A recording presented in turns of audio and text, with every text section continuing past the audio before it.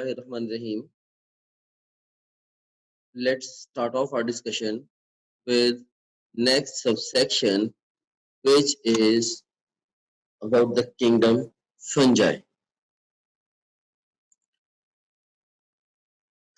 पहले कि kingdom fungi के साथ अपनी डिस्कशन को मैं कन्वेंशनली स्टार्ट करूं, मैं आपको थोड़ा सा बैकलिंक देना चाहता हूं। सीन है कि जो हमारा कॉमन एंसेस्टर था, that had evolved in 3 domains.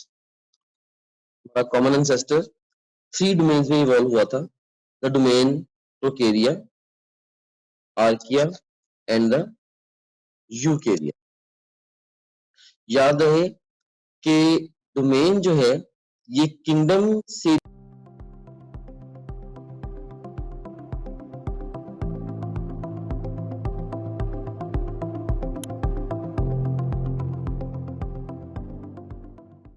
भी ज्यादा बड़ा यूनिट है क्लासिफिकेशन का। तो हमारा कॉमन एंसेस्टर 3 डोमेन्स में इवॉल्व हुआ था, प्रोकेरिया, आर्किया एंड द यूकेरिया। जो प्रोकेरिया डोमेन है, इसके अंदर हमारे पास थे यू बैक्टीरिया और इवन साइनोबैक्टीरिया। और जो किंगडम जितने भी बैक्टीरिया और साइनोबैक्टीरिया है, इनको हमने प्लेस किया है किसमें? इनको हमने प्लेस किया है इन द किंगडम प्रोकैरियोटी या किंगडम मोनेरा के नाम से भी जानते हैं। सेकेंडली हमारे पास आर्कियोबैक्टीरिया है। आर्कियोबैक्टीरिया की कुछ जो जीन्स हैं उनकी मुमासलत प्रोकैरिया के साथ है, और उससे भी ज्यादा जीन्स की जो मुमासलत है वो यूकेरिया डोमेन के साथ है।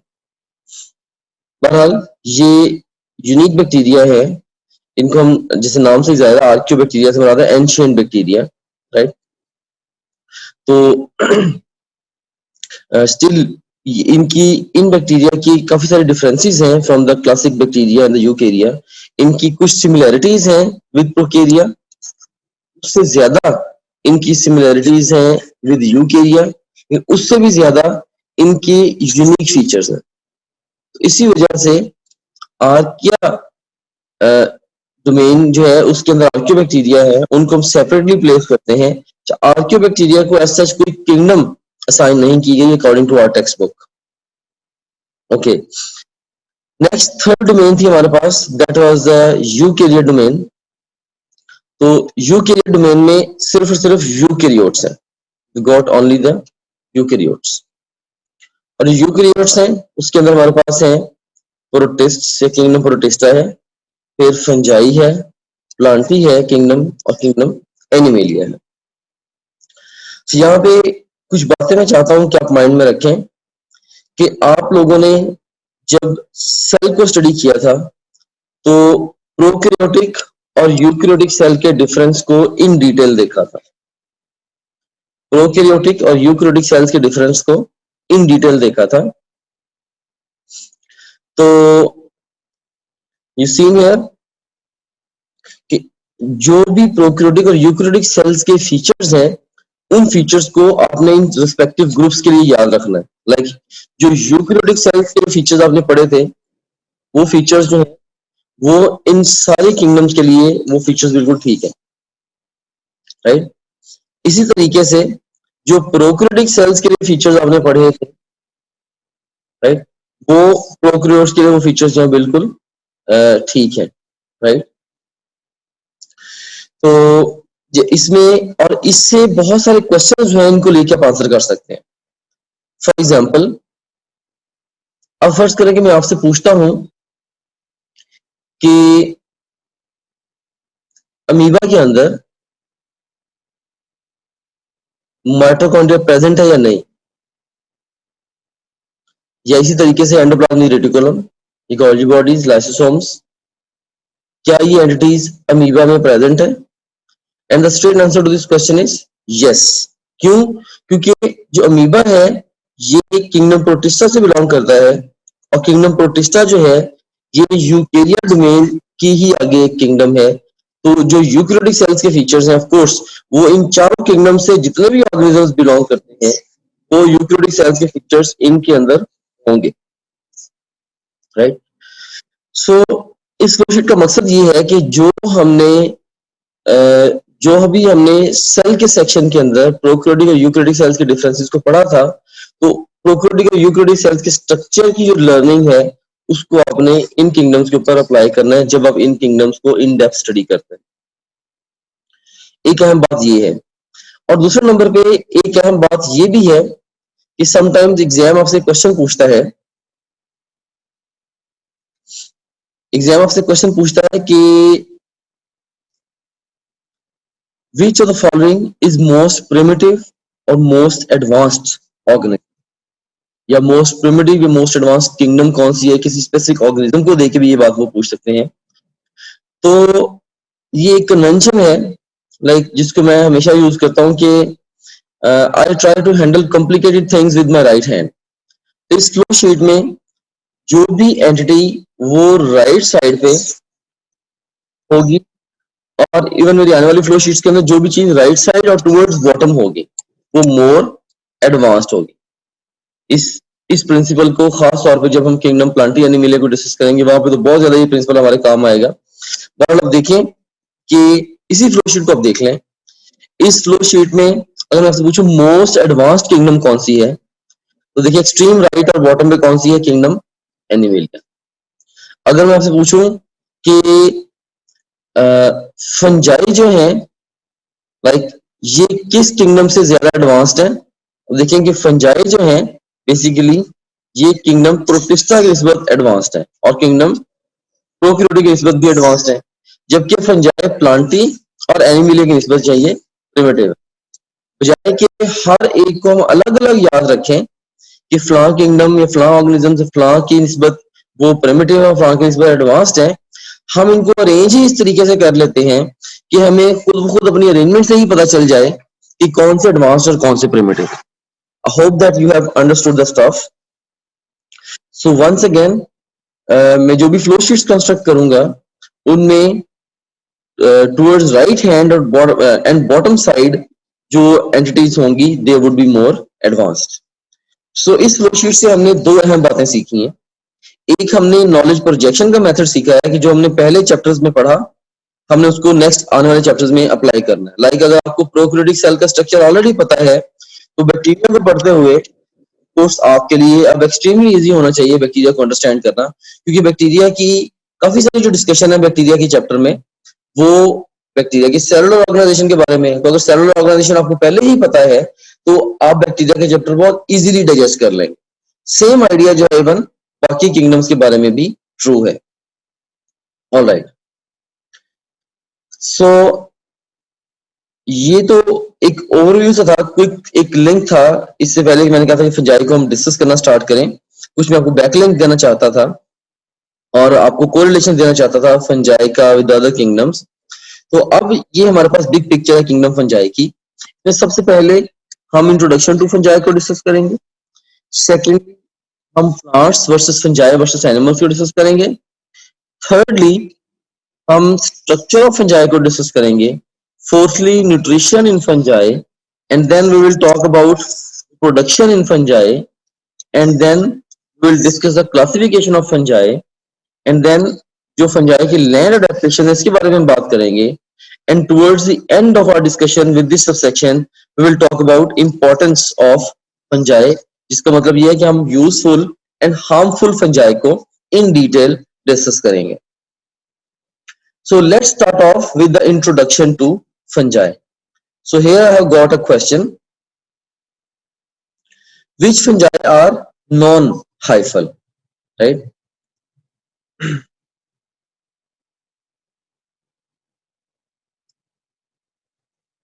So ये हमारे पास पहला क्वेश्चन है, which fungi are non-hyphal?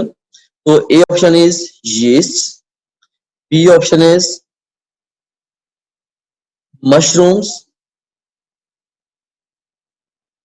C option is rhizopus, and D option is yeast and the mushrooms. तो कौन से जो फंजाई हैं वो नॉन हाइफल हैं? तो इसमें जो बेस्ट रिस्पॉन्स होगा हमारा, that would be the yeast. जैसे ही आप अपनी topgrade.pk की ब्राउजर ऐप में लॉगिन होंगे, आपको ये हमारा होम पेज नजर आएगा। इसमें ये पहला जो सेक्शन है ये आपके सब्जेक्ट से रिलेटेड मटेरियल का है। सेकंड सेक्शन जो एक्स्ट्रा सपोर्ट और गाइडेंस आपको रिक्वायर्ड है ये उसके हवाले से है। थर्ड जो सेक्शन है ये डिफरेंट की स्टैटिस्टिक्स एंड टॉपग्रेड की, जो कि आपका हमारे पे कॉन्फिडेंस इंक्रीज करेंगे। एंड लास्ट ऑफ ऑल ये एग्जीक्यूटिव समरी है आपकी ओवरऑल प्रिपरेशन की प्रोग्रेस के हवाले से। सो सबसे पहले सेक्शन को हम एक्सप्लोर करते हैं। इसमें से आप किसी भी सब्जेक्ट पे क्लिक करें, से हमारे पास ये सब्जेक्ट्स हैं biology, physics, chemistry, English, logical reasoning. इनमें से किसी भी सब्जेक्ट पे आप क्लिक करें तो आपको उस सब्जेक्ट में उसके वीडियो लेक्चर्स, रिवीजन नोट्स और प्रैक्टिस क्वेश्चन मिलेंगे। आप वीडियो लेक्चर्स पे क्लिक करेंगे तो उस सब्जेक्ट के सारे यूनिट्स या सेक्शंस आपके सामने ओपन हो जाएंगे। आप किसी भी सेक्शन को चूज करेंगे, उस सेक्शन के सारे टॉपिक्स ओपन हो जाएंगे। इनमें से जिस मर्जी टॉपिक को आप चूज करें, आप उसके वीडियो लेक्चर्स को यहाँ से वॉच वीडियो बटन क्लिक करके देख सकते हैं, right, like this over here. So ये वीडियो लेक्चर आपके सामने ये आ गया। अगेन टू न्यूरल पाथवे, इसमें भी एक हमारे पास, अगर आप जाते हैं फास्ट रिवीजन नोट्स पे, सो जिन स्लाइड्स को यूज करके हमने वीडियो लेक्चर्स रिकॉर्ड किए हैं, अब उन्हीं स्लाइड्स को आप यहाँ से रिवाइज कर सकते हैं। देख सकते हैं आपने फास्ट रिवीजन नोट्स पे क्लिक किया, इसमें सारे के सारे सेक्शन फिर ओपन हो गए। तो यहाँ पे एक बात मैं आपको बताना चाहता हूँ कि जो भी सेक्शन इंपॉर्टेंट है एग्जाम के पॉइंट ऑफ व्यू से, हमने उनके साथ इंपॉर्टेंट का टैग भी लगाया हुआ है, keeping in view the previous exam friends. Anyways, तो यहाँ पे आप किसी भी सेक्शन को चूज करें। सी सेल स्ट्रक्चर एंड फंक्शन को मैं चूज करता हूँ। इसके सारे टॉपिक्स ओपन हो गए। इनमें से किसी भी टॉपिक को आप पिक करेंगे तो आप उसकी वो स्लाइड्स देख सकते हैं जिनसे उस टॉपिक का वीडियो लेक्चर रिकॉर्ड हुआ है। तो काफी सारा टाइम जो है आपका वो सेव होगा। आपको लेक्चर नोट करने की जरूरत नहीं है, आपको बड़े बड़े नोट्स मिल रहे हैं for the fast revision, rather super fast revision of the lectures. उसके बाद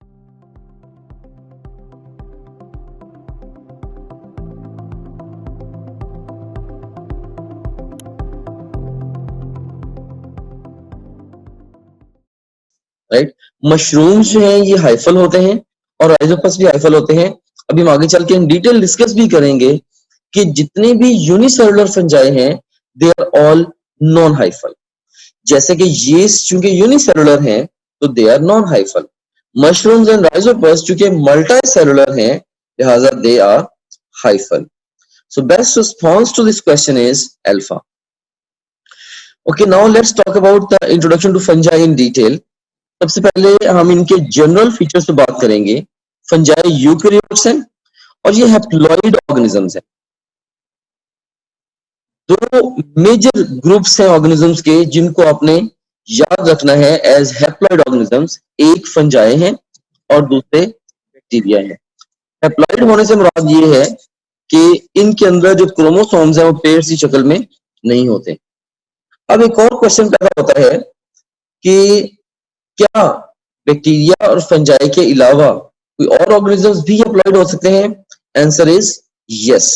जैसे कुछ इंसेक्ट्स हैं जो कि phylum arthropoda of kingdom Plantae से बिलोंग करते हैं, वो भी हैप्लॉइड होते हैं। लाइक सर्टेन अदर ऑर्गेनिजम्स भी हैप्लॉइड हो सकते हैं, लेकिन ये दो बहुत बड़े बड़े ग्रुप्स हैं, bacteria and the fungi which are haploid organisms.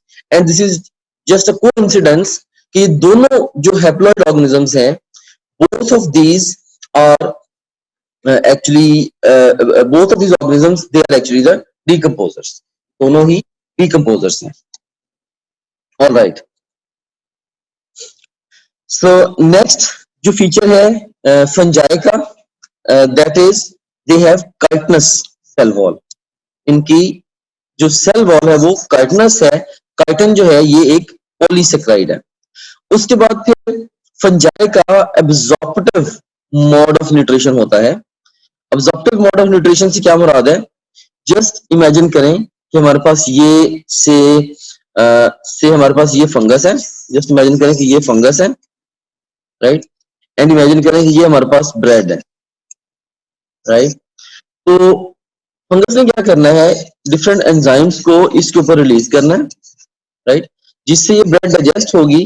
फिर उस डिजेस्टेड फूड को इसने एब्जॉर्ब करना है। तो ये वाला जो मोड ऑफ न्यूट्रिशन है ये एब्जॉर्प्टिव मोड ऑफ न्यूट्रिशन है।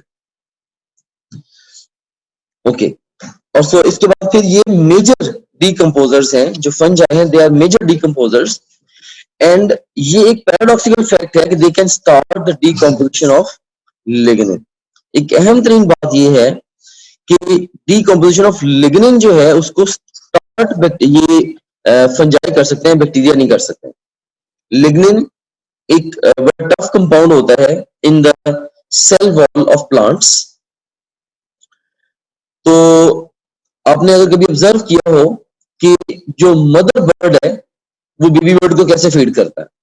मदर बर्ड पहले फीड लेके वो उसको अपने मुंह में उसको क्रश करके फिर वो बेबी बर्ड को फीड करता है। तो सेम आइडिया यहाँ पे भी है कि लिग्निन चूंकि बड़ा डिके रेजिस्टेंट कंपाउंड है जो कि प्लांट की सेल वॉल में प्रेजेंट है, तो लिग्निन को लेके इसको इनिशियली थोड़ा सा डीकंपोज करके फंजाई ने क्या करना होता है, फंजाई ने इसको फिर देना होता है to bacteria for the final decomposition, right. So exam में ये क्वेश्चन भी आ सकता है कि which of the following can start the decomposition of the lignin, and the best response this question जो होगा दैट इज के फंजाई, राइट। सो कौन से ऐसे ऑर्गेनिजम्स हैं जो कि लिग्निन की डीकंपोजिशन को स्टार्ट करेंगे? Best response to this question is fungi. Okay. Next we have got the two main categories of fungi. अब हम fungi की two main categories की बात करते हैं। तो fungi जो है दो किस्म की है, एक हमारे पास है molds और दूसरे हैं yeast. Molds are multicellular and yeast are unicellular fungi. जो multicellular fungi हैं they are always hyphal. अब हाइफी क्या है इनको भी आगे चल के हम डिस्कस करते हैं। जबकि जो यूनिसेलुलर फंजाई हैं they are never ever hyphal, right. तो मल्टीसेलुलर फंजाई हमेशा हाइफल होते हैं और यूनिसेलुलर फंजाई कभी भी हाइफल नहीं होंगे। तो आपने याद रखना है M for moulds and M for multicellular. Yeast are unicellular, तो yeast are unicellular and moulds are multicellular. Okay, so जैसे ये एक मोल्ड है, मशरूम है, ये हमारे पास यीस्ट है, यूनिसेलुलर है। अब इसकी बॉडी, इसके अंदर मोल्ड के अंदर आपके ख्याल में हाइफी कहाँ पे होंगे? तो they are everywhere. Hyphae basically क्या है? हाइफी जब सेल्स इस तरह से अपने आप को अरेंज करें, थ्रेड लाइक स्ट्रक्चर बन जाए, अगर हाइफी अपने आप को इस तरह से अरेंज करें कि थ्रेड लाइक स्ट्रक्चर बन जाए, तो हम कहते हैं सॉरी, जो सेल्स अपने आप को अगर इस तरह से अरेंज करें कि थ्रेड लाइक स्ट्रक्चर बन जाए, हम कहते हैं हाइफी। जैसे ये एक सेल है हमारे पास, दूसरा सेल और ये तीसरा सेल, जब सेल्स इस तरह से अरेंज करें खुद को कि थ्रेड लाइक स्ट्रक्चर बने, तो हम कहते हैं ये हाइफी बन गया। तो ऑफ कोर्स जो मल्टीसेलुलर फंजाई होंगे वो सारे के सारे हाइफल होते हैं क्योंकि उन सब के अंदर सेल्स ने अपने आप को थ्रेड्स की शक्ल में अरेंज किया हुआ होता है। जबकि जो यूनिसेलुलर है फंजाई लाइक यीस्ट, तो they are never ever hyphal. Okay, तो ये हमने फंजाई के इंट्रोडक्शन के बारे में ब्रीफ सी डिस्कशन की है। अब हम plants versus fungi versus animals, हम इसको डिस्कस करेंगे। इसको लेकर हम एक टेबल कंस्ट्रक्ट करते हैं ताकि आपको बड़ा अच्छा अंदाजा हो सके कि प्लांट के फंजाई और एनिमल्स से क्या सिमिलरिटीज या डिफरेंसेस हैं, राइट। तो एग्जाम डिफरेंट वेज में क्वेश्चन फॉर्मुलेट कर सकता है कि fungi has got which of the following features, right, या fungi differs from plant in which of the following context, या fungi is similar to plant in which of the following context, and so on। तो इस तरह से exam fungi plant और animals के correlation से या इनके कंपैरिजन से डिफरेंट वे में क्वेश्चंस जनरेट कर सकता है। तो इसीलिए इसको हम इस फ्लो शीट की मदद से कवर करेंगे। इसमें एक्सट्रीम लेफ्ट कॉलम में सॉरी इस टेबल की मदद से कवर करेंगे। एक्सट्रीम लेफ्ट कॉलम में we got the feature, in the second column we have got the plant, in third column we have got fungi, and in the fourth column we have got the animals। सबसे पहले हम cell की बात करते हैं। तो अब हम ये देखते हैं कि ये यूनिसेलुलर है, मल्टीसेलुलर है। प्लांट्स हमेशा मल्टीसेलुलर है। जो प्लांट्स हैं according to 5 kingdom system they are all multicellular. कोई भी प्लांट अब मॉडर्न किंगडम प्लांटिंग में ऐसा नहीं है जो यूनिसेलुलर हो। फंजाई जो है दे आर मल्टीसेलुलर, सिर्फ major exception to the rule है वो यीस्ट है, दैट इज यूनिसेलुलर। और उसके बाद फिर जो एनिमल्स हैं according to 5 kingdom system, they are all multicellular. Cell wall जो है वो प्लांट्स में सेलुलोज से बनी होगी, फंजाई में काइटिन से बनी होगी, और एनिमल्स के अंदर सेल वॉल नहीं होती। हाँ, कुछ आर्थ्रोपोड्स के अंदर काइटिनस एक्सोस्केलेटन जरूर होता है, राइट। तो देखिए काइटिन की सेल वॉल है फंजाई में, और काइटिन का बना हुआ एक्सोस्केलेटन है कुछ आर्थ्रोपोड्स के अंदर। सो आपने इस इंफॉर्मेशन को कंफ्यूज नहीं करना। फिर सेंट्रियोल्स जो है वो प्लांट्स और फंजाई दोनों में एब्सेंट है, लेकिन प्लांट्स के एनिमल्स के अंदर सेंट्रियोल्स जनरली प्रेजेंट होते हैं। अब अगर हम इनके मोड ऑफ न्यूट्रिशन की बात करें तो प्लांट्स का autotrophic photosynthetic mode of nutrition है, फंजाई का हेटेरोट्रोफिक और एब्जॉर्प्टिव मोड ऑफ न्यूट्रिशन है, जैसे मैंने आपको एक्सप्लेन किया, जबकि एनिमल्स का हेटेरोट्रोफिक और इंजेस्टिव मोड ऑफ न्यूट्रिशन है, यानी कि जो एनिमल्स हैं ये फूड को इंजेस्ट करते हैं। Okay, thirdly if you talk about the motility, तो प्लांट्स और फंजाई ये इमोटाइल है, जबकि जो एनिमल्स हैं जनरली ये मोटाइल हैं। Few exceptions are there, right, लेकिन जनरली जो है एनिमल्स ये मोटाइल हैं। जैसे स्पॉन्जेस हैं वो मोटाइल हैं, लेकिन जनरली जो एनिमल्स हैं दे आर मोटाइल। अगर हम स्टोरेज ऑफ फूड के हवाले से बात करें तो यू सीन हियर कि जो प्लांट्स के अंदर major form of storage of food है दैट इज स्टार्च, फंजाई के अंदर ग्लाइकोजन और fat droplets. So I want you to memorise this कि फंजाई के अंदर ग्लाइकोजन और फैट ड्रॉपलेट्स की शक्ल में फूड स्टोर होती है, जबकि एनिमल्स के अंदर जो major form of storage of food है दैट इज ग्लाइकोजन। ओके, फिर अगर हम रिप्रोडक्शन की बात करें तो प्लांट, फंजाई और एनिमल्स तीनों के अंदर सेक्सुअल और एसेक्सुअल रिप्रोडक्शन हो सकती है। तो ये एक कोरिलेशन था प्लांट्स, फंजाई और एनिमल्स का। अब हम स्ट्रक्चर ऑफ फंजाई को इन डिटेल डिस्कस करते हैं। Here I have got a question regarding structure of fungi. Long, slender, tubular, thread like filaments in fungi are called mycelia, basidia, hyphae or conidia. The best response to this question is hyphae.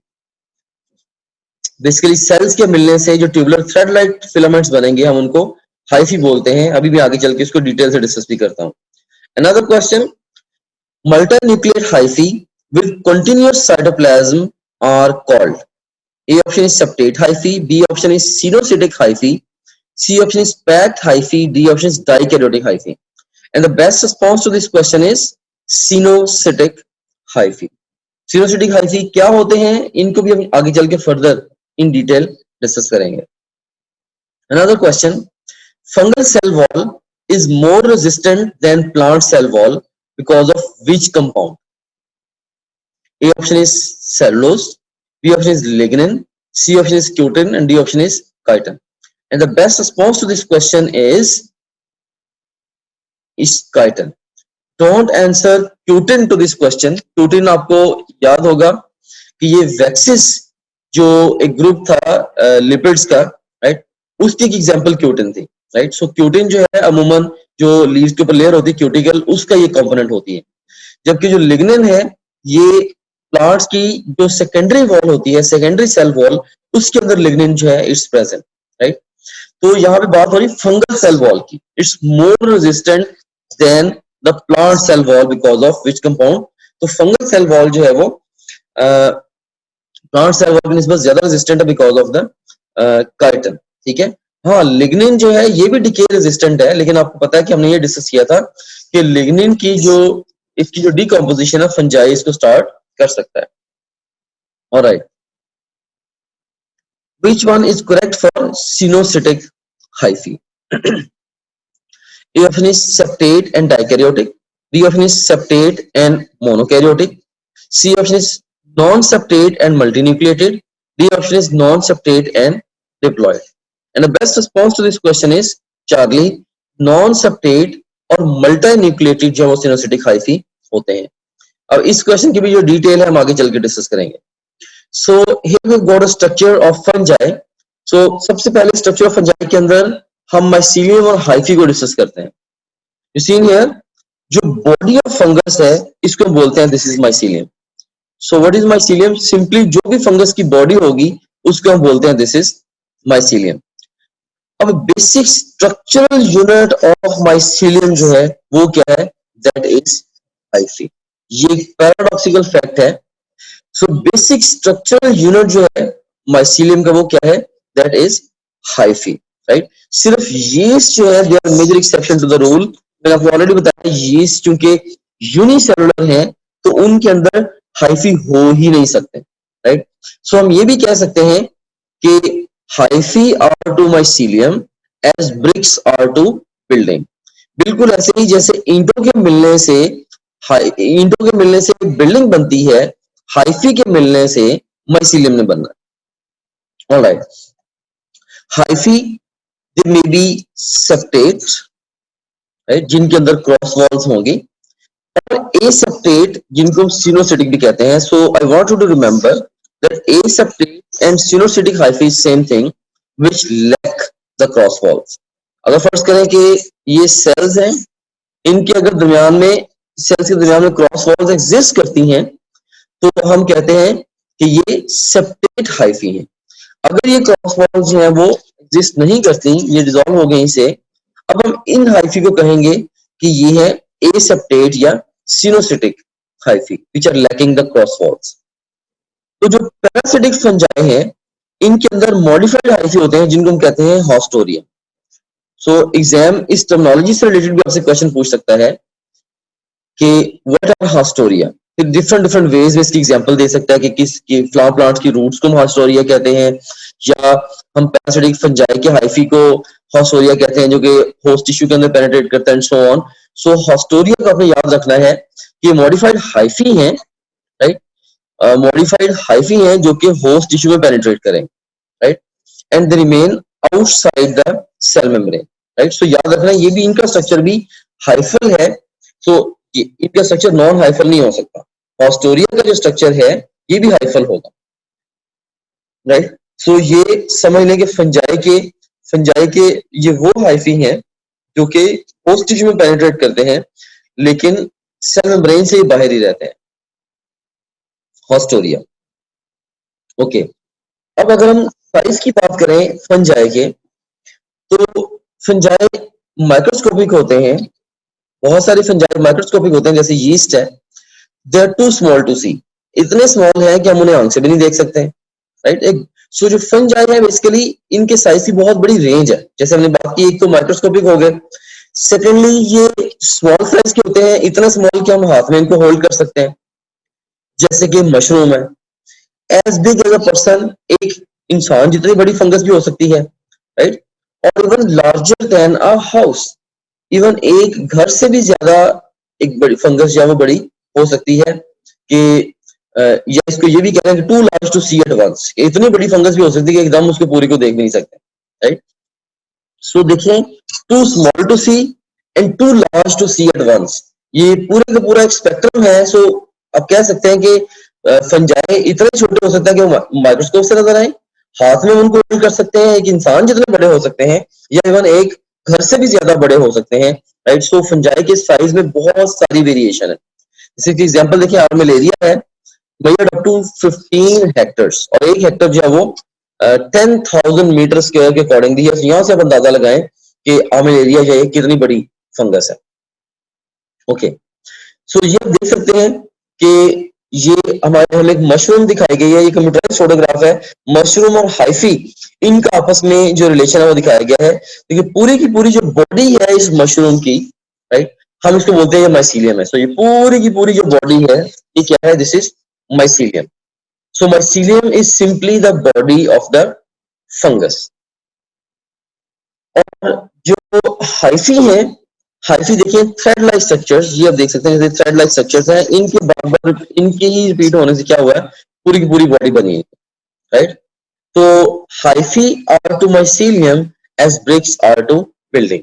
Hyphae are the structural units of the mycelium. तो इसमें आप देखें कि इस diagram में हमारे पास यहाँ पे सेप्टेट हाइफी हैं जिनमें आपको सेप्टा नजर आ रहे हैं सेल्स के दरमियान। एसेप्टेट या सिनोसिटिक हाइफी हैं जिनमें कोई सेप्टा आपको नहीं नजर आ रहे, और आपको इस डायग्राम के अंदर हॉस्टोरियम भी नजर आ रहे हैं, like this is a haustorium, this is another one, this is another one. So यहाँ पे ये हमारे पास cells हैं different, right? हमारा जो मोस्ट इम्पोर्टेंट फीचर है या टीचिंग टूल है, that is our question bank. So अगर हम प्रैक्टिस क्वेश्चंस पे जाते हैं तो इसमें हम देखें कि आप डिफरेंट तरीके से टेस्ट दे सकते हैं. सो आप जैसे मर्जी माइंड में डिफाइन कर लें कि आपने किसी एक टॉपिक का टेस्ट देना है, या एक चैप्टर का, एक यूनिट का, क्वार्टर सिलेबस का, हाफ सिलेबस का, फुल सिलेबस का, जो मर्जी सिलेबस आप डिफाइन कर लें, उस डिफाइंड सिलेबस में से 20 तरीकों से आप टेस्ट दे सकते हैं. कैसे? जैसे जो भी सिलेबस आपके माइंड में डिफाइंड है, आप चाहें तो उस सिलेबस के हमारे पास जो अवेलेबल ऑल क्वेश्चन उनका टेस्ट दे सकते हैं, या जो आपने टॉपलेट.टीके पे आप प्रैक्टिस करते रहे हैं, तो आप चाहते हैं कि आपने दोबारा may be second third time आप टेस्ट दे रहे हैं, आप चाहते हैं कि मेरे पास सिर्फ और सिर्फ उस सिलेबस के अनसीन क्वेश्चन का टेस्ट आए, आप वो भी दे सकते हैं. इसके अलावा इनकरेक्ट क्वेश्चन के टेस्ट देते हुए जो सवाल आपके गलत हुए थे, आप उन गलत सवालों का टेस्ट अलग से क्रिएट कर सकते हैं. से अगर आपने फिजिक्स के 20 टेस्ट दिए हैं, उनमें से आपका कोई मे बी आपके कोई 30 क्वेश्चन रॉन्ग हुए थे, उन 30 रॉन्ग क्वेश्चन का इकट्ठा टेस्ट भी आप क्रिएट कर सकते हैं. और इसी तरीके से जो जिन क्वेश्चन को आपने टेस्ट के दौरान बुकमार्क किया है, उनका टेस्ट कॉल कर सकते हैं. जो टेस्ट आपने अटेम्प्ट किए थे क्वेश्चन, उनका टेस्ट कॉल कर सकते हैं, अनअटेम्प्टेड का. और इवन यानी कि टेस्ट देते हुए आपने जिनको अटेम्प्ट किया था और टेस्ट देते हुए जिनको आपने अटेम्प्ट नहीं किया था, ये अनसीन से डिफरेंट है. अनसीन का तो मतलब ये है कि वो टेस्ट में कभी आए नहीं आप. इसके अलावा आप देख सकते हैं कि इवन पास्ट क्वेश्चन का बहुत बड़ा पूल यहाँ पे मौजूद है. अगर हम गौर करें, देखेंगे ई-कैट के, नम्स के, NMDCAT, AKU, MDCAT, Punjab के और ईटा के के ये इवन जो पीएमसी के जो सैंपल पेपर्स हैं, उनके टॉपिक वाइज पास्ट क्वेश्चन देखिए यहाँ पे मौजूद है ओवरऑल. आप किसी भी टैब पे क्लिक करें, सारे के सारे एक्चुअल पास्ट क्वेश्चन है वो आ जाएंगे. ऑफ कोर्स ये सारे के सारा बड़ा इंपॉर्टेंट टूल है, क्योंकि पूरे पाकिस्तान से बड़े मेन एग्जामिनर्स ने, बड़े सीनियर एग्जामिनर्स ने ये डेवलप किया होगा. एनीवेज, इसमें से किसी भी आप टॉपिक को चूज करें. से मैं यहाँ पे सारे टैग्स को चूज कर लेता हूँ, तो हमारे पास ये सारे के सारे टॉपिक्स आ गए. इनमें से किसी एक टॉपिक को मैं चूज करूँ, या एक सेक्शन को, या मैं मल्टीपल सेक्शन को चूज करूँ, तो मैं उसका टेस्ट दे सकता हूँ. से मैंने 2 सेक्शन चूज किए, इसमें से सेम है कार्बोहाइड्रेट्स और प्रोटीन्स, इनका टेस्ट देना चाहता हूँ, या ओवरऑल मैं सारे सेक्शन का टेस्ट देना चाहता हूँ, वो मैं दे सकता हूँ. या मैं डिफाइन करूंगा मे बी जी मैंने 50 एमसीक्यूज का टेस्ट देना है, तो ये 50 एमसीक्यूज का टेस्ट आपके सामने ये क्रिएट हो गया. सो ये आपके सामने आ गई है जी टेस्ट की स्क्रीन, जिसमें आप देख सकते हैं कि ये ईटा केमिकल का पास्ट क्वेश्चन है, ये स्टेटमेंट है, ये ऑप्शंस हैं. इसमें ओवरऑल ये देखिए कि इसमें अगर आपने क्लिक किया तो आपका ये करेक्ट आंसर भी सामने आ गया. अगर आप इसकी एक्सप्लेनेशन देखनी है तो वो भी आप देख सकते हैं. इसके अलावा ये क्वेश्चन वेरीफाइड है बाय आवर टीम, इसको अगर आप चाहें बुकमार्क कर सकते हैं. इस क्वेश्चन से रिलेटेड डिफरेंट स्टैट्स यहाँ पे आ रहे हैं वगैरह वगैरह. यहाँ से आप नेक्स्ट क्वेश्चन पे जा सकते हैं, जरूरत पड़े तो आप यहाँ से प्रीवियस क्वेश्चन पे जा सकते हैं, और फिर अल्टीमेटली जब आप चाहें आप टेस्ट को फिनिश करके इवन रिजल्ट को भी व्यू कर सकते हैं. ऑलराइट, सो इस तरह से ये टेस्ट आपने इसको रिजल्ट को व्यू कर लिया. एनीवेज, इसके बाद अब हम चलते हैं दोबारा अपने होम पेज की तरफ. सो आप किसी भी जितने भी आपका सब्जेक्ट्स हैं, बायोलॉजी, फिजिक्स, केमिस्ट्री, इंग्लिश और लॉजिकल रीजनिंग, इन सब सब्जेक्ट्स के आप वीडियो लेक्चर्स, वीडियो नोट्स और अनलिमिटेड एमसीक्यू प्रैक्टिस यहां से कर सकते हैं. जितने भी आप प्रीवियस टेस्ट जो भी टेस्ट आपने दिए होंगे, अगर आप प्रीवियस टेस्ट पे क्लिक करेंगे, वो सारे टेस्ट आपके यहाँ पे आ रहे होंगे. इसके अलावा जो आपकी जो ओवरऑल प्रोग्रेस है, उसकी जो डिटेल है, वो सारी की सारी यहाँ पे आ रही है. डिफरेंट सब्जेक्ट में आप कैसे जा रहे हैं, डिफरेंट सब्जेक्ट्स में, डिफरेंट चैप्टर्स में और डिफरेंट टॉपिक्स में आप कैसे जा रहे हैं, वो सारी की सारी डिटेल यहाँ पे आ रही है. इसके अलावा फुल लेंथ पेपर्स हैं, जो कि जस्ट लाइक रियल एग्जाम है. यहाँ से किसी भी फुल लेंथ पेपर को किसी भी टाइम पे लॉन्च कर सकते हैं, अपनी तरीके शुरू में या इवन मिड सेशन में जाके नियर द एग्जाम आप इन एफएफएस को जब चाहे आप अटेम्प्ट कर सकते हैं.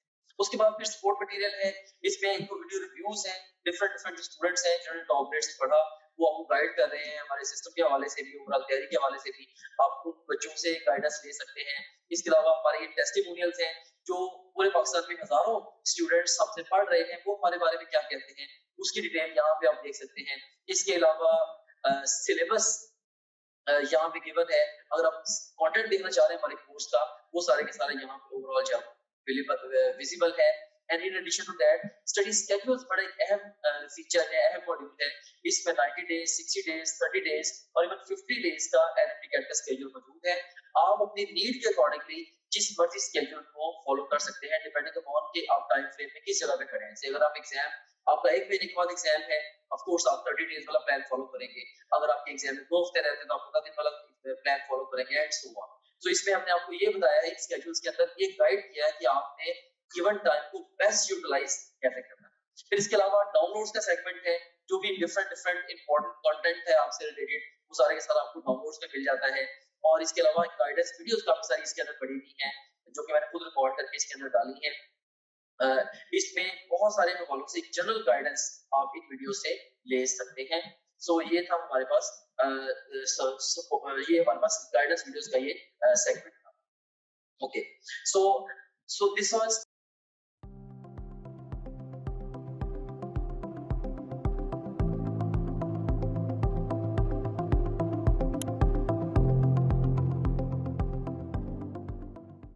देखिए कि सेल वॉल को स्टोरिया ने पेनिट्रेट कर लिया लेकिन सेल मेम्ब्रेन को पेनिट्रेट नहीं किया। सेल वॉल को पेनिट्रेट कर लिया, सेल मेम्ब्रेन को पेनिट्रेट नहीं किया। ये है हॉस्टोरिया। तो हॉस्टोरिया जो है ये आपको सिर्फ और सिर्फ पैरासिटिक फंजाई के अंदर मिलेंगे। तो अहम तरीन बातें आपने याद रखनी है हॉस्टोरिया के बारे में।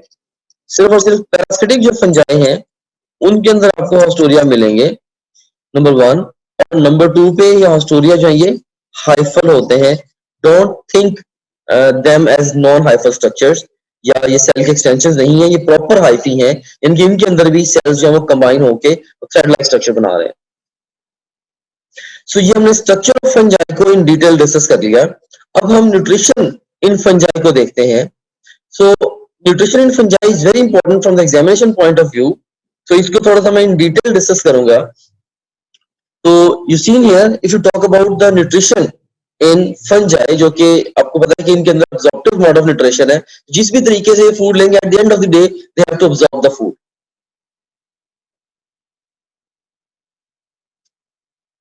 तो अब्जॉर्प्टिव मोड ऑफ न्यूट्रिशन से मुराद क्या है? They secrete enzymes outside the body, food is digested outside their cells and then absorbed into the cells. जैसे इंसानों के केस में या बहुत सारे एनिमल्स के केस में ऐसा नहीं है, हम फूड को इंजेस्ट करते हैं, हम उसको इंजेस्ट करने के बाद डाइजेस्ट करते हैं। ये क्या करते हैं, अपनी बॉडी से बाहर ही एंजाइम्स भेज के फूड को डाइजेस्ट करके अब्सॉर्ब करते हैं। तो इसीलिए इनके मोड ऑफ न्यूट्रिशन को हम कहते हैं this is the absorptive mode of nutrition. Now according to the mode of nutrition we subdivide the fungi into 2 big groups. हम फंजाई को 2 बड़े ग्रुप्स में डिवाइड करते हैं। एक वो फंजाई है which obtain their food from dead organic matter, dead organic matter से अपनी फूड को लेंगे। ऐसे फंजाई को हम सेप्रोट्रोफिक फंजाई कहते हैं। सेप्रोट्रोफिक फंजाई या इनको हम सेप्रोबिक फंजाई भी कहते हैं। और जो डीकंपोजर हैं of course they are also the saprotrophic और सेप्रोबिक फंजाई। सो डिफरेंट जो टर्मिनोलॉजीज हैं ये इसलिए आपको बताता हूं क्योंकि एग्जाम में कोई भी अपीयर हो सकती है, राइट। सर एग्जाम आपसे क्वेश्चन पूछता है the fungi which obtain food from dead organic matter, right, they are known as. तो वो आपको ऑप्शंस के अंदर सेप्रोट्रोफिक या सेप्रोबिक फंजाई दोनों दे सकते हैं, इवन डीकंपोजर भी प्रेजेंट कर सकते हैं ऑप्शंस में। तो you can pick either of these options which would be present over there in the question, right? तो ये है हमारे पास सेप्रोट्रोफिक फंजाई। जैसे एग्जांपल जो है जैसे इनकी एग्जांपल राइजोबस भी है। राइजोबस वो भी सेप्रोट्रोफिक ही है। तो राइजोबस के स्ट्रक्चर के अंदर बेसिकली जो हाइफी होते हैं वो 3 तरह के होते हैं। जस्ट इमेजिन करें कि अगर हमारे पास यहाँ पे से ये ब्रेड है, if you have got the bread here, right, तो ये फर्ज करें कि ब्रेड है। अब वो हाइफी जो कि ब्रेड के अंदर पेनिट्रेट किए हुए होंगे उनको हम कहते हैं राइजोइड्स हैं। जो ब्रेड की सरफेस के ऊपर स्प्रेड कर रहे होंगे हम कहते हैं ये स्टोलॉन्स हैं। और जो ब्रेड से अपराइट होंगे जिनकी टिप पे जाके स्पोरेंजिया लगेंगे उनको कहते हैं ये स्पोरेंजियोफोर्स है, राइट। तो हाइफी जो है ये राइजोबस के अंदर इसके अंदर 3 तरह के हाइफी हैं। एक वो हाइफी जो कि डीप जा रहे हैं इनटू द फूड, राइट, तो हम कहते हैं वो राइजोइड्स हैं। जो फूड की सरफेस के ऊपर स्प्रेड कर रहे हैं हम कहते हैं ये स्टोलॉन्स हैं। और जो अपराइट हैं जिनकी टिप पे स्पोरेंजिया लगना है उनको कहते हैं स्पोरेंजियोफोर्स है। सो ये 3 तरह के हाइफी जो इसके अंदर प्रेजेंट होते हैं राइजोमस के अंदर। एनीवेज, तो ये हम डिस्कस कर रहे थे न्यूट्रिशन इन फंजाई को। तो हमने ये डिस्कस कर लिया कि अब ऐसे फंजाई जो कि डेड ऑर्गेनिक मैटर से अपनी फूड लेंगे, उनको हम सेप्रोट्रोफिक या सेप्रोबिक कहते हैं। अब वो फंजाई जो कि लिविंग मैटर से अपनी फूड लेते हैं, राइट, उनको हम फर्दर 3 मेजर कैटेगरीज के अंदर डिवाइड करते हैं। एक वो फंजाई हैं which cause disease in organisms जिससे वो फूड लें, हम कहते हैं they are the parasitic fungi, और ये वही फंजाई हैं जिनके हॉस्टोरिया होते हैं।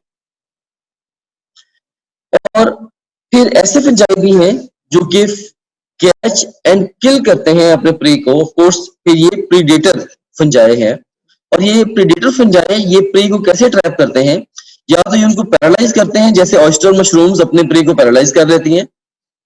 इस तरीके से कॉन्स्ट्रिक्टिव रिंग बना के अपने प्री के गिर्द उसको ट्रैप करते हैं, जैसे कि आर्थ्रोबोट्रिस है। इस तरह से कुछ फंजाई स्टिकी सब्सटेंसेस रिलीज करते हैं जिससे उनका जो प्री है वो उनके साथ स्टिक हो जाता है, then they ultimately digest it and absorb it, right. So catch and किल।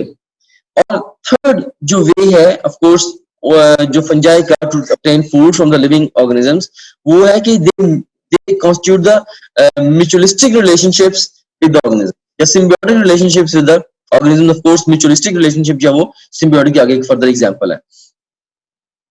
तो ये म्यूचुअलिस्ट फंजाई भी होते हैं। तो हमने ये देखा कि हमारे पास ऐसे फंजाई हैं जो डेड ऑर्गेनिक मैटर से फूड लें, सेप्रोट्रोफिक या सेप्रोबिक। फिर लिविंग मैटर से फूड लें, उसमें जो डिजीज कॉज करेंगे वो पैरासिटिक, जो कैच एंड किल करेंगे वो प्रीडेटर, और जो म्यूचुअल बेनिफिट के लिए किसी दूसरे ऑर्गेनिज्म के साथ रहेंगे उनको हम बोलते हैं they are the mutualistic fungi. अब जो इसके अंदर से आपने अल्टीमेटली देखिए क्वेश्चन किस तरीके से आना है, एग्जाम आपको डिफाइन करके देगा, पूछेगा ये कौन से वाले फंजाई हैं। फॉर एग्जांपल, अब वो फंजाई जो कि कैच एंड किल करते हैं अपने प्री को, तो of course they are the predator fungi, right. इसी तरीके से वो फंजाई जो कि दूसरे ऑर्गेनिज्म के साथ रहते हैं और म्यूचुअल और उनको बेनिफिट देते भी हैं और लेते भी हैं, तो वो म्यूचुअलिस्टिक फंजाई होंगे एंड सो ऑन। ये जो एग्जांपल्स दी गई हैं कि ऑयस्टर मशरूम या आर्थ्रोबोट्रिस, ये एग्जांपल से रिलेटेड भी क्वेश्चन पूछ सकता है कि जो कि लाइक वो आपसे क्वेश्चन पूछ सकते हैं कि which of the following is an example of predator fungi, right. तो इसके अंदर देखें कि प्रीडेटर के अंदर ये जो ऑयस्टर मशरूम या आर्थ्रोबोट्रिस जो भी होगी, आप उसको पिक कर देंगे लिस्ट में। हाँ, अगर आपसे वो ये पूछते हैं कि कौन से फंजाई ऐसे हैं जो कि अपने प्री को पैरालाइज करके कैच एंड किल करते हैं, तो उसका आंसर होगा ऑयस्टर मशरूम्स। कौन सी फंजाई हैं जो कि रिंग बना के उनके गिर्द उनको कैच एंड किल करते हैं, आंसर होगा आर्थ्रोबोट्रिस। सो अगर प्रीडेटर के लिए पूछा जाए तो ये दोनों एग्जांपल्स हैं। अगर पैरालाइज के लिए पूछा जाए तो ऑयस्टर मशरूम्स, अगर रिंग की सेंस में पूछा जाए तो आर्थ्रोबोट्रिस एंड सो ऑन। सो इस तरह से एग्जाम से रिलेटेड एग्जाम में क्वेश्चन अपीयर हो सकता है, और आपको मैंने बता भी दिया कि इसका आंसर कैसे करना है आपने। अब अगर हम बात करें म्यूचुअलिस्टिक फंजाई की, तो यहाँ पे हमने म्यूचुअलिस्टिक फंजाई को भी हमने डिस्कस करना है, तो इसी डिस्कशन को, इसी फ्लो शीट को आगे मैं कंटिन्यू कर रहा हूँ। तो दिस इज कंटिन्यूड येट, ठीक है। तो जो म्यूचुअलिस्टिक फंजाई है, राइट, सो ये क्या है, इसके this is fungal association with cyanobacteria और एल्गी। म्यूचुअलिस्टिक फंजाई ये फंगल एसोसिएशन है विद साइनोबैक्टीरिया और एल्गी, राइट। तो इसमें इसको हम बोलते हैं ये है लाइकन, राइट। और इसके अलावा फंगल एसोसिएशन हो with the roots of higher plants, हम कहते हैं माइकोराइजी। सो ये बहुत ही कॉमन क्वेश्चन है, one of the most common questions जो कि एग्जाम में एंट्री टेस्ट में तक पूछा गया है regarding the fungi. Different entry test में ये क्वेश्चन पूछा गया है, राइट, कि वो डेफिनेशन देके पूछते हैं किस चीज की डेफिनेशन है, राइट। या वो आपसे सिंपली ये पूछेंगे कि lichens is so A option is fungal association with cyanobacteria, या fungal association with roots of higher plants, या fungal association with bacteria and so on. तो इस तरह से ऑप्शंस प्रेजेंट करेंगे। तो lichens, this is fungal association with the cyanobacteria और algae, जबकि जो माइकोराइजी है is the fungal association with the roots of higher plants. जब लाइकन के अंदर होता क्या है कि ये फंगस का और साइनोबैक्टीरिया या एल्गी का ये कह लें कि म्यूचुअलिस्टिक रिलेशनशिप है। तो इसके अंदर अपने याद रखना है कि जो साइनोबैक्टीरिया है इसको ब्लू ग्रीन एल्गी भी कहते हैं, साइनोबैक्टीरिया को ब्लू ग्रीन एल्गी भी कहते हैं। सो अगर एग्जाम से क्वेश्चन पूछता है कि cyanobacteria fungal association with blue green algae, तो actually this is the same thing, ठीक है। कि लाइकन जो है this is fungal association with the blue green algae. तो अब देखें कि इसका मतलब होगा कि ऑफ कोर्स ये लाइकन ही है। सो अगर आपको वो साइनोबैक्टीरिया की जगह ब्लू ग्रीन एल्गी को प्रेजेंट करें, ये भी प्रिसाइज होगा, यहां से आपने कंफ्यूज नहीं होना बिल्कुल भी। और ये भी बात याद रखनी है आपने कि लाइकन्स के अंदर और एल्गी जो है, ये वाले जो एल्गी ऑफ कोर्स एल्गी जो है ये प्लांट लाइक प्रोटिस्ट है।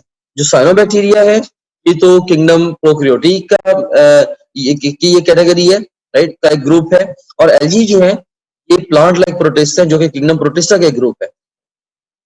तो यहाँ पे बहुत ही अहम बात मैं आपको ये बताने वाला हूं कि जो लाइकन्स हैं इनके अंदर ज्यादातर जो एसोसिएशन होती है वो विद द साइनोबैक्टीरिया होती है। ज्यादातर जो एसोसिएशन है विद द साइनोबैक्टीरिया होती है।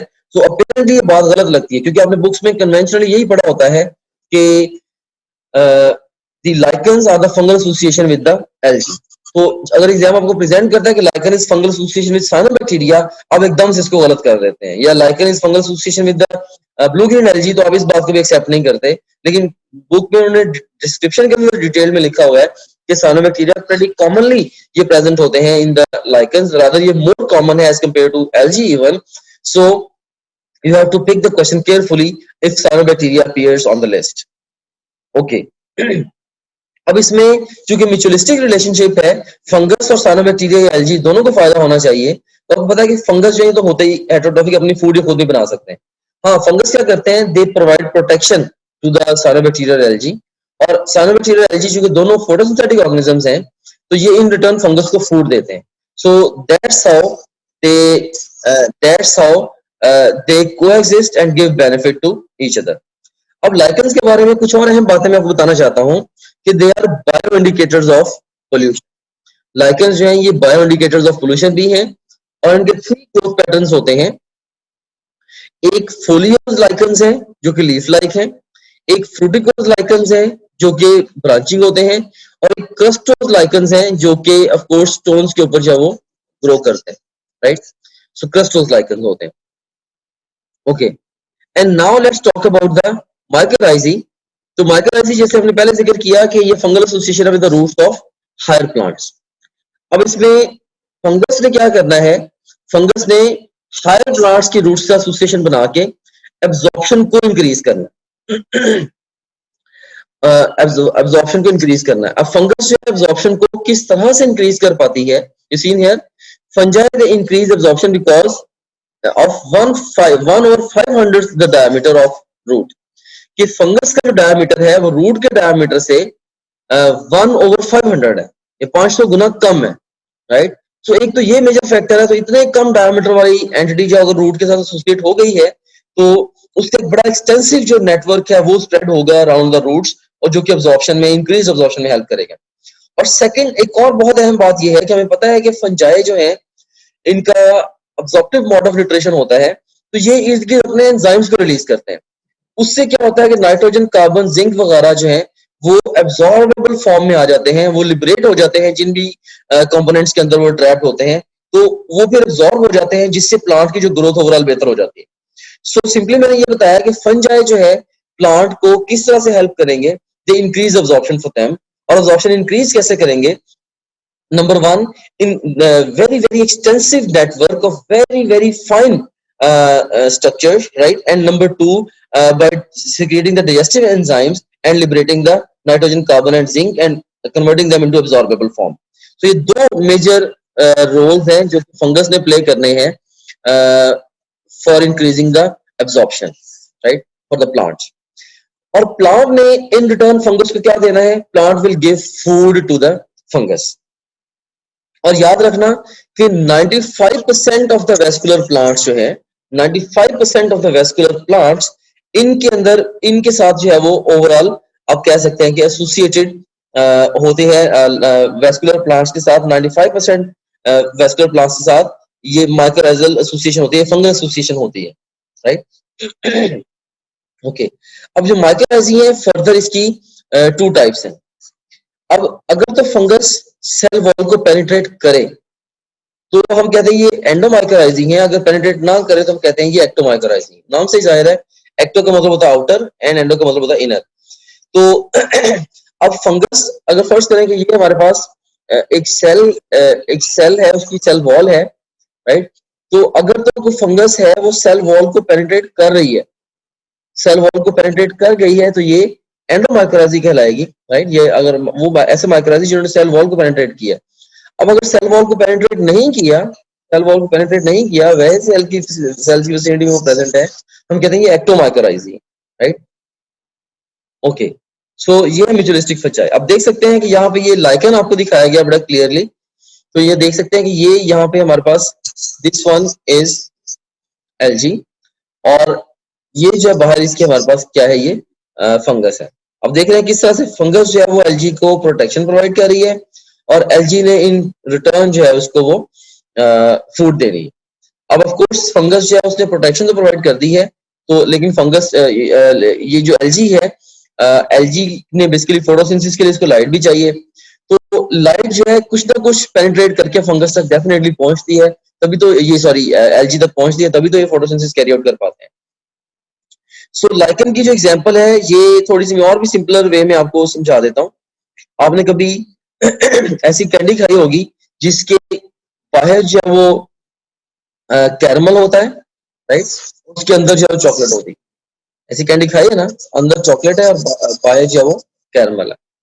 तो इस कैंडी के अंदर समझे कि जो अंदर वाला कैरमल है it's representing the LG, and बाहर वाले जो सॉरी अंदर वाली जो चॉकलेट है, chocolate it is representing the LG, और बाहर वाली जो कैरमल है it is representing the fungi, right. तो फंजाई ने एलजी को प्रोटेक्शन देनी है, और एलजी ने फंजाई को फूड देनी है। माइक्रोराइजी में आप देखें कि फंगल एसोसिएशन है with the roots of the higher plants. जैसे मैंने बताया 95% ऑफ द वेस्कुलर प्लांट्स के अंदर ये माइक्रोराइजल एसोसिएशन होता है, इसलिए एब्जॉर्प्शन को इंक्रीज करना होता है। ये देखें, ये 3 फॉर्म्स ऑफ लाइकन्स को हमने डिस्कस किया था। एक हमने डिस्कस किया था इसके अंदर कि क्रस्टोज लाइकन्स हैं, फ्रूटोज लाइकन्स हैं, और फोलियोज लाइकन्स हैं। फोलियोज लीफ लाइक थे, फ्रूटिकोज ब्रांचिंग थे, और क्रस्टोज जो वो ये स्टोन्स पे रॉक्स पे ग्रो कर रहे थे। तो ये 3 मेजर कैटेगरीज हैं लाइकन्स की। अच्छा, इसमें ये जो डायग्राम है ये टेक्स्ट बुक में गिवन है। इस डायग्राम में सारे डायग्राम को तो अंडरस्टैंड करने की जरूरत नहीं है, लेकिन इस डायग्राम में कुछ अहम बातें हैं जिनको आपने अंडरस्टैंड करना है, जहां से एग्जाम में क्वेश्चन अपीयर हुए हैं पास में। तो उसमें एक तो ये है कि एग्जाम आपसे टर्मिनोलॉजी के बारे में पूछता है कि व्हाट आर सुरीडिया, ठीक है। तो सुरीडिया जो है ये एसेक्सुअल रिप्रोडक्टिव स्ट्रक्चर्स हैं लाइकन्स के, राइट। सो सुरीडिया जो है ये एसेक्सुअल रिप्रोडक्टिव स्ट्रक्चर्स हैं लाइकन्स के। और एग्जाम आपसे ये भी अंडरस्टैंडिंग टेस्ट कर सकता है कि सुरीडिया के अंदर लाइक इसके सुरीडिया जो है ये किसके रिप्रोडक्टिव स्ट्रक्चर्स हैं, ये फंजाई के या हाइफी के, फंजाई के या एलजी के। तो इसका आंसर क्या होगा, सुरीडिया के अंदर दोनों ही सिम्बायोट्स होंगे, इसके अंदर दोनों ही सिम्बायोट्स होंगे, तो ये दोनों का कलेक्टिव रिप्रोडक्टिव स्ट्रक्चर है। तो सुरीडिया, to be more specific, they are asexual reproductive structure of lichens which are having both the symbionts.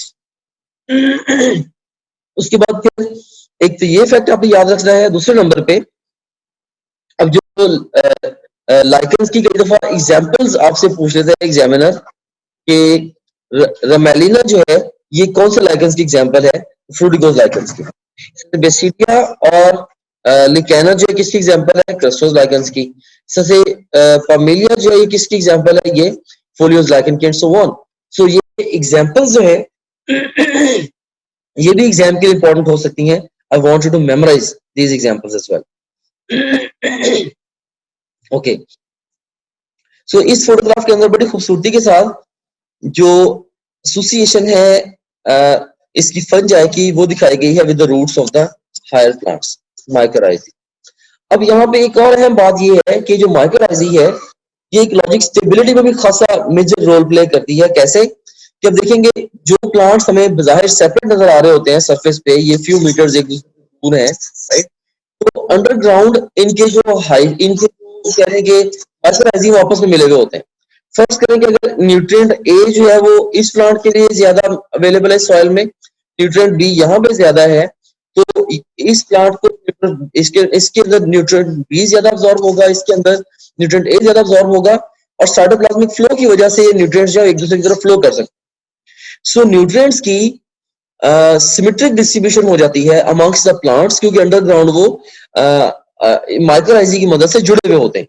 तो इससे जो इकोलॉजिक स्टेबिलिटी के अंदर माइक्रोराइजी रोल प्ले करते हैं, इसको हम फंजाई की इंपॉर्टेंस में भी जाके डिटेल से डिस्कस करेंगे। सो ये था all about the nutrition in fungi. अब हम रिप्रोडक्शन इन फंजाई को इन डिटेल देखते हैं। तो फंजाई रिप्रोडक्शन के हवाले से फंजाई को हम दो मेजर कैटेगरीज में डिवाइड करते हैं। अब अगर तो फंजाई में फ्यूजन ऑफ जेनेटिक मटेरियल हो तो हम कहते हैं कि ये एसेक्सुअल रिप्रोडक्शन है। अगर फ्यूजन ऑफ जेनेटिक मटेरियल नहीं हो तो हम कहते हैं ये सेक्सुअल रिप्रोडक्शन है। अगर फ्यूजन ऑफ जेनेटिक मटेरियल हो तो हम कहते हैं ये सेक्सुअल रिप्रोडक्शन है, राइट। तो on the basis of fusion of genetic material we divide fungi into two major groups. एक एसेक्सुअल रिप्रोड्यूसिंग फंजाई है, दूसरी जो है वो सेक्सुअली रिप्रोड्यूसिंग है। तो जो एसेक्सुअली रिप्रोड्यूसिंग फंजाई है, राइट, उसके अंदर वो अब वो सेक्सुअली रिप्रोड्यूस किस किस तरीके से कर सकते हैं, इसके डिफरेंट वेज हैं। सो फंजाई में एसेक्सुअल रिप्रोडक्शन के डिफरेंट वेज हैं, लाइक स्पोर्स फॉर्मेशन है, इसी तरीके से कोनिडिया की फॉर्मेशन है, राइट। तो ये कोनिडिया क्या है, बेसिकली ये specific non motile asexual spores and fungi. Conidia भी एसेक्सुअल स्पोर्स हैं ये इन द फंजाई। तो कोनिडिया को आपने याद रखना है, ये एसेक्सुअल स्पोर्स है, राइट। इनको अपने एस्कोस्पोर्स या बेसिडियोस्पोर्स के साथ कंफ्यूज नहीं करना, दे आर एसेक्सुअल स्पोर्स। फिर फ्रेगमेंटेशन जो है ये भी हो सकती है फंजाई के अंदर, और इवन कुछ फंजाई के अंदर जैसे यीस्ट वगैरह के अंदर बडिंग भी हो सकती है। सो ये सारे डिफरेंट वेज हैं एसेक्सुअल रिप्रोडक्शन के अंदर फंजाई। अब अगर हम सेक्सुअल रिप्रोडक्शन की बात करें तो फंजाई के जो फाइला, फंजाई को हमने डिफरेंट फाइला में डिवाइड किया है on the basis of sexual reproduction in them. अब कुछ फंजाई ऐसे हैं जो कि जाइगोस्पोर्स प्रोड्यूस करते हैं, हम कहते हैं ये जाइगोमाइकोटा फाइलम के अंदर उनको प्लेस कर देते हैं। वो फंजाई जो एस्कोस्पोर्स प्रोड्यूस करते हैं विच आर सेक्सुअल स्पोर्स, उनको हम एस्कोमाइकोटा में प्लेस कर देते हैं। वो फंजाई जो बेसिडियोस्पोर्स प्रोड्यूस करते हैं उनको बेसिडियोमाइकोटा में प्लेस कर देते हैं। और वो फंजाई जिनके अंदर सेक्सुअल रिप्रोडक्शन जो है वो अभी तक आइडेंटिफाई नहीं हुई, मैं यूज कर रहा हूं वर्ड आइडेंटिफाई नहीं हुई, उनको हम कहते हैं, उनको हम प्लेस कर देते हैं ड्यूटेरोमाइकोटा ग्रुप के अंदर। हाँ, अगर किसी भी ड्यूटेरोमाइकोट के अंदर सेक्सुअल रिप्रोडक्शन आइडेंटिफाई हो जाए तो हम डिपेंडिंग अपॉन कि किस तरह की रिप्रोडक्शन उसके अंदर हो रही है, हम उसको बेसिडियो, एस्को या जाइगोमाइकोटा में रीएलोकेट भी कर देते हैं। ऑलराइट, सो ये हमने एक ओवरव्यू देखा है कि फंजाई के अंदर एसेक्सुअल और सेक्सुअल रिप्रोडक्शन किस किस तरीके से होती है। सो यहाँ पे जो sexual reproduction in the fungi है, इसके मैं आपको ओवरऑल एक ओवरव्यू दे देता हूँ, राइट, क्योंकि इससे रिलेटेड कुछ क्वेश्चंस एग्जाम में आपसे पूछे जाते हैं। आपको ग्रॉस सा आइडिया हो कि फंजाई में जो सेक्सुअल रिप्रोडक्शन है वो किस तरीके से होनी होती है, राइट, ताकि आप क्वेश्चंस को प्रिसाइजली आंसर कर सकें। आगे बढ़ते हुए मैं डिफरेंट जो इंपॉर्टेंट फंजाई के ग्रुप्स हैं उनके अंदर स्पेसिफिक जो रिप्रोडक्शन हो रही है सेक्सुअल रिप्रोडक्शन, उसको भी मैं इन डेप्थ डिस्कस कर दूंगा। इसमें सबसे पहली चीज मैं यहाँ पे ये बताना चाहूंगा, हम यहाँ से इसको स्टार्ट करते हैं कि फंजाई के अंदर कुछ भी ऐसा नहीं है कि इनके अंदर मेल्स और फीमेल्स की डिफरेंशिएशन है। There is nothing like a male fungus and the female fungus, ठीक है। सिर्फ और सिर्फ ये है कि जैसे ये एक फंगस है, right, so this is a fungus, है किसी एक फंगस की हाइफी है, राइट, ये कोई और फंगस है, तो समहाउ ये इनकी जो टिप्स हैं ये कुछ कीमोटैक्टिक कंपाउंड्स को रिलीज करती हैं और इससे ये जो हाइफी है एक दूसरे की तरफ ग्रो करना शुरू कर देते हैं, राइट। हम आर्बिट्रेरीली इन फंजाई को प्लस और माइनस लेवल कर देते हैं क्योंकि जो डिफरेंशिएशन है या जेंडर्स की जो वो डिफरेंशिएशन है वो फंजाई के अंदर नहीं होती, राइट। सिर्फ इनके अंदर प्लस और माइनस आर्बिट्रेरीली होते हैं, ये भी कोई निशानी नहीं है पक्का कि जी ये वाले प्लस फंजाई है ये वाला माइनस फंजाई है। Just for sake of understanding हम इनको प्लस और माइनस फंजाई जो हम इनको कह देते हैं। तो इनके जब जो हाइफी हैं जब एक दूसरे तरफ ग्रो करते हैं तो ग्रेजुअली इनकी जो टिप्स है वो स्वेल कर जाती हैं। टिप्स स्वेल करके आप देख सकते हैं यहाँ पे टिप्स स्वेल करके कर जाती हैं और इनके अंदर काफी सारे न्यूक्लिया भी माइग्रेट कर जाते हैं। फिर ये जो टिप्स हैं ये रेस्ट ऑफ द हाइफी से सेपरेट हो जाती है, राइट। हम इनको बोलते हैं दीज आर द गैमेटेंजिया। इनके अंदर हैप्लॉइड न्यूक्लिया होते हैं। फंजाई खुद भी हैप्लॉइड है, राइट। फंजाई खुद भी हमने देखा ये भी हैप्लॉइड है, ये भी हैप्लॉइड।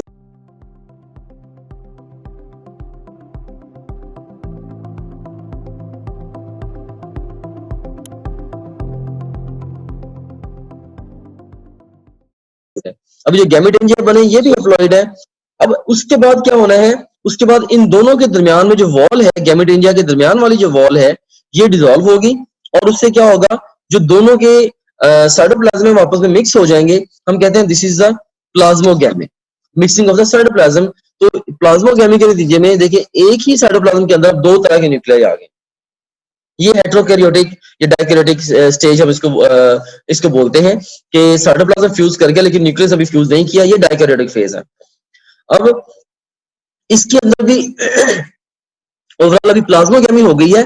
प्लाज्मोगैमी के फौरन बाद जो न्यूक्लियाई इसके अंदर होते हैं वो हैप्लॉइड ही होते हैं, राइट, क्योंकि अभी तक न्यूक्लियाई फ्यूज नहीं हुए।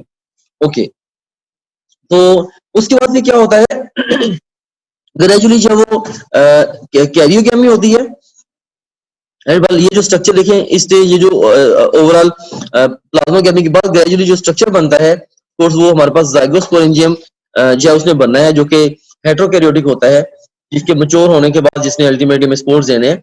तो अब देखें कि बहरहाल प्लाज्मोगैमी के बाद में क्या होना है, ये कैरियोगैमी होनी है। कैरियो से मुराद न्यूक्लियस, तो मींस के न्यूक्लिया की फ्यूजन होनी है जिसकी वजह से क्या होगा कि जो डिप्लॉयड न्यूक्लिया हैं वो इसके अंदर बन जाएंगे ज़ाइगोस्पोरेंजियम के अंदर, राइट। जब डिप्लॉयड न्यूक्लिया बन गए नाम से, so of course ultimately here we got the diploid nuclei. अब इनके अंदर होगी मियोसिस, इनके अंदर होनी है मियोसिस, और मियोसिस से क्या होगा, मियोसिस अल्टीमेटली जब वो आप कह लें कि अल्टीमेटली जब वो ये जो ज़ाइगोस्पोरेंजिया है इनसे इनकी जर्मिनेशन से स्पोरेंजिया प्रोड्यूस होंगे और इन स्पोरेंजिया के अंदर जब वो स्पोर्स प्रोड्यूस होने हैं और ये स्पोर्स जो है ऑफ कोर्स सेक्सुअल प्रोडक्शन के अंदर जो प्रोड्यूस हो रहे होते हैं ये मियोसिस के जरिए से प्रोड्यूस हो रहे होते हैं। ऑफ कोर्स ये स्पोर्स है, ये हैप्लॉइड है। अब ये स्पोर्स किसी भी मुनासिब जगह पे अगर स्पिल होंगे अल्टीमेटली वहां पे अगर इनको प्रॉपर एनवायरनमेंट मिलता है ग्रो कर सकते हैं, नई फंगस बना सकते हैं। जैसे ये स्पोर्स किसी ब्रेड पे गिरे हैं, मे बी ये राइजोपस है, तो ये वहां पे जाकर उन्होंने ग्रो कर क्या किया, इन्होंने फंगस बना दी। अब देखें ये अगेन ये एक फंगस है, इसके अंदर से अगर हम राइजोपस इसको एक्सेप्ट कर लें तो ये राइजाइड है, स्टोलाइन है, स्पोरेंजिया फोर्स है और इसके ऊपर ये स्पोरेंजिया लगे हुए हैं। अब ये जो स्पोरेंजिया है अगर हम इनको देखें तो अब स्पोरेंजिया के अंदर माइटोसिस के जरिए से स्पोर्स प्रोड्यूस हो, राइट। अगर एसेक्सुअल रिप्रोडक्शन की हम बात करें तो सिंपली अगर आपसे एग्जाम ये क्वेश्चन पूछता है कि फंजाई के अंदर जो स्पोर्स होते हैं डिप्लॉयड होते हैं कि हैप्लॉइड होते हैं, देखिए जो सेक्सुअल रिप्रोडक्शन के अंदर जो स्पोर्स आए वो भी हैप्लॉइड है, जो एसेक्सुअल रिप्रोडक्शन के अंदर स्पोर्स आए वो भी हैप्लॉइड है, वो भी हैप्लॉइड है। सो स्पोर्स हमेशा हैप्लॉइड होते हैं, ठीक है। और अगर एग्जाम आपसे ये क्वेश्चन पूछता है कि जो स्पोर्स हैं फंजाई के अंदर ये माइटोसिस के जरिए प्रोड्यूस होते हैं या मियोसिस के जरिए प्रोड्यूस होते हैं, तो हमने ये देख लिया कि एसेक्सुअल रिप्रोडक्शन में मियोसिस के जरिए, सॉरी सेक्सुअल रिप्रोडक्शन में मियोसिस के जरिए और एसेक्सुअल रिप्रोडक्शन में माइटोसिस के जरिए। तो एसेक्सुअल रिप्रोडक्शन में माइटोसिस के जरिए स्पोर्स जो प्रोड्यूस होते हैं। सो माइटोसिस और मियोसिस दोनों रिएक्शंस के नतीजे में हमारे पास स्पोर्स जो प्रोड्यूस हो सकते हैं। सो अमूमन सेक्सुअल रिप्रोडक्शन को लेकर एग्जाम जो क्वेश्चन पूछता है वो डिफरेंट स्ट्रक्चर्स की प्लॉइडी के बारे में आपसे पूछता है। सो फंजाई हैप्लॉइड है, गैमेटेंजिया हैप्लॉइड है, प्लाज्मोगैमी के बाद यंग स्पोरेंजियम भी हैप्लॉइड है, और जब तक कैरियोगैमी नहीं होती जो भी स्ट्रक्चर है वो हैप्लॉइड ही है। कैरियोगैमी के बाद जो स्ट्रक्चर बना वो डिप्लॉइड है। अल्टीमेटली यहाँ पे बिल्कुल प्रिसाइजली ड्रॉ नहीं है, बल्कि ये जो ज़ाइगोस्पोरेंजियम जर्मिनेट करता है जिसके ऊपर स्पोरेंजिया बनते हैं, इस स्पोरेंजिया के अंदर फिर मियोसिस से फर्दर जो वो ये स्पोर्स प्रोड्यूस होते हैं जो कि अगेन हैप्लॉइड स्पोर्स होते हैं। हैप्लॉइड स्पोर्स से हैप्लॉइड फंगस बनेगी और वो एक्चुअली हैप्लॉइड स्पोर्स बना के मजीद फंगस उससे भी बन सकती है, राइट। सो प्लॉइडी के बारे में एग्जाम आपसे क्वेश्चंस जो है वो पूछ सकता है। ओके, तो यहाँ पे एक और इंपॉर्टेंट बात मैं आपको बताना चाहूंगा, different groups of fungi produce different types of haploid sexual spores.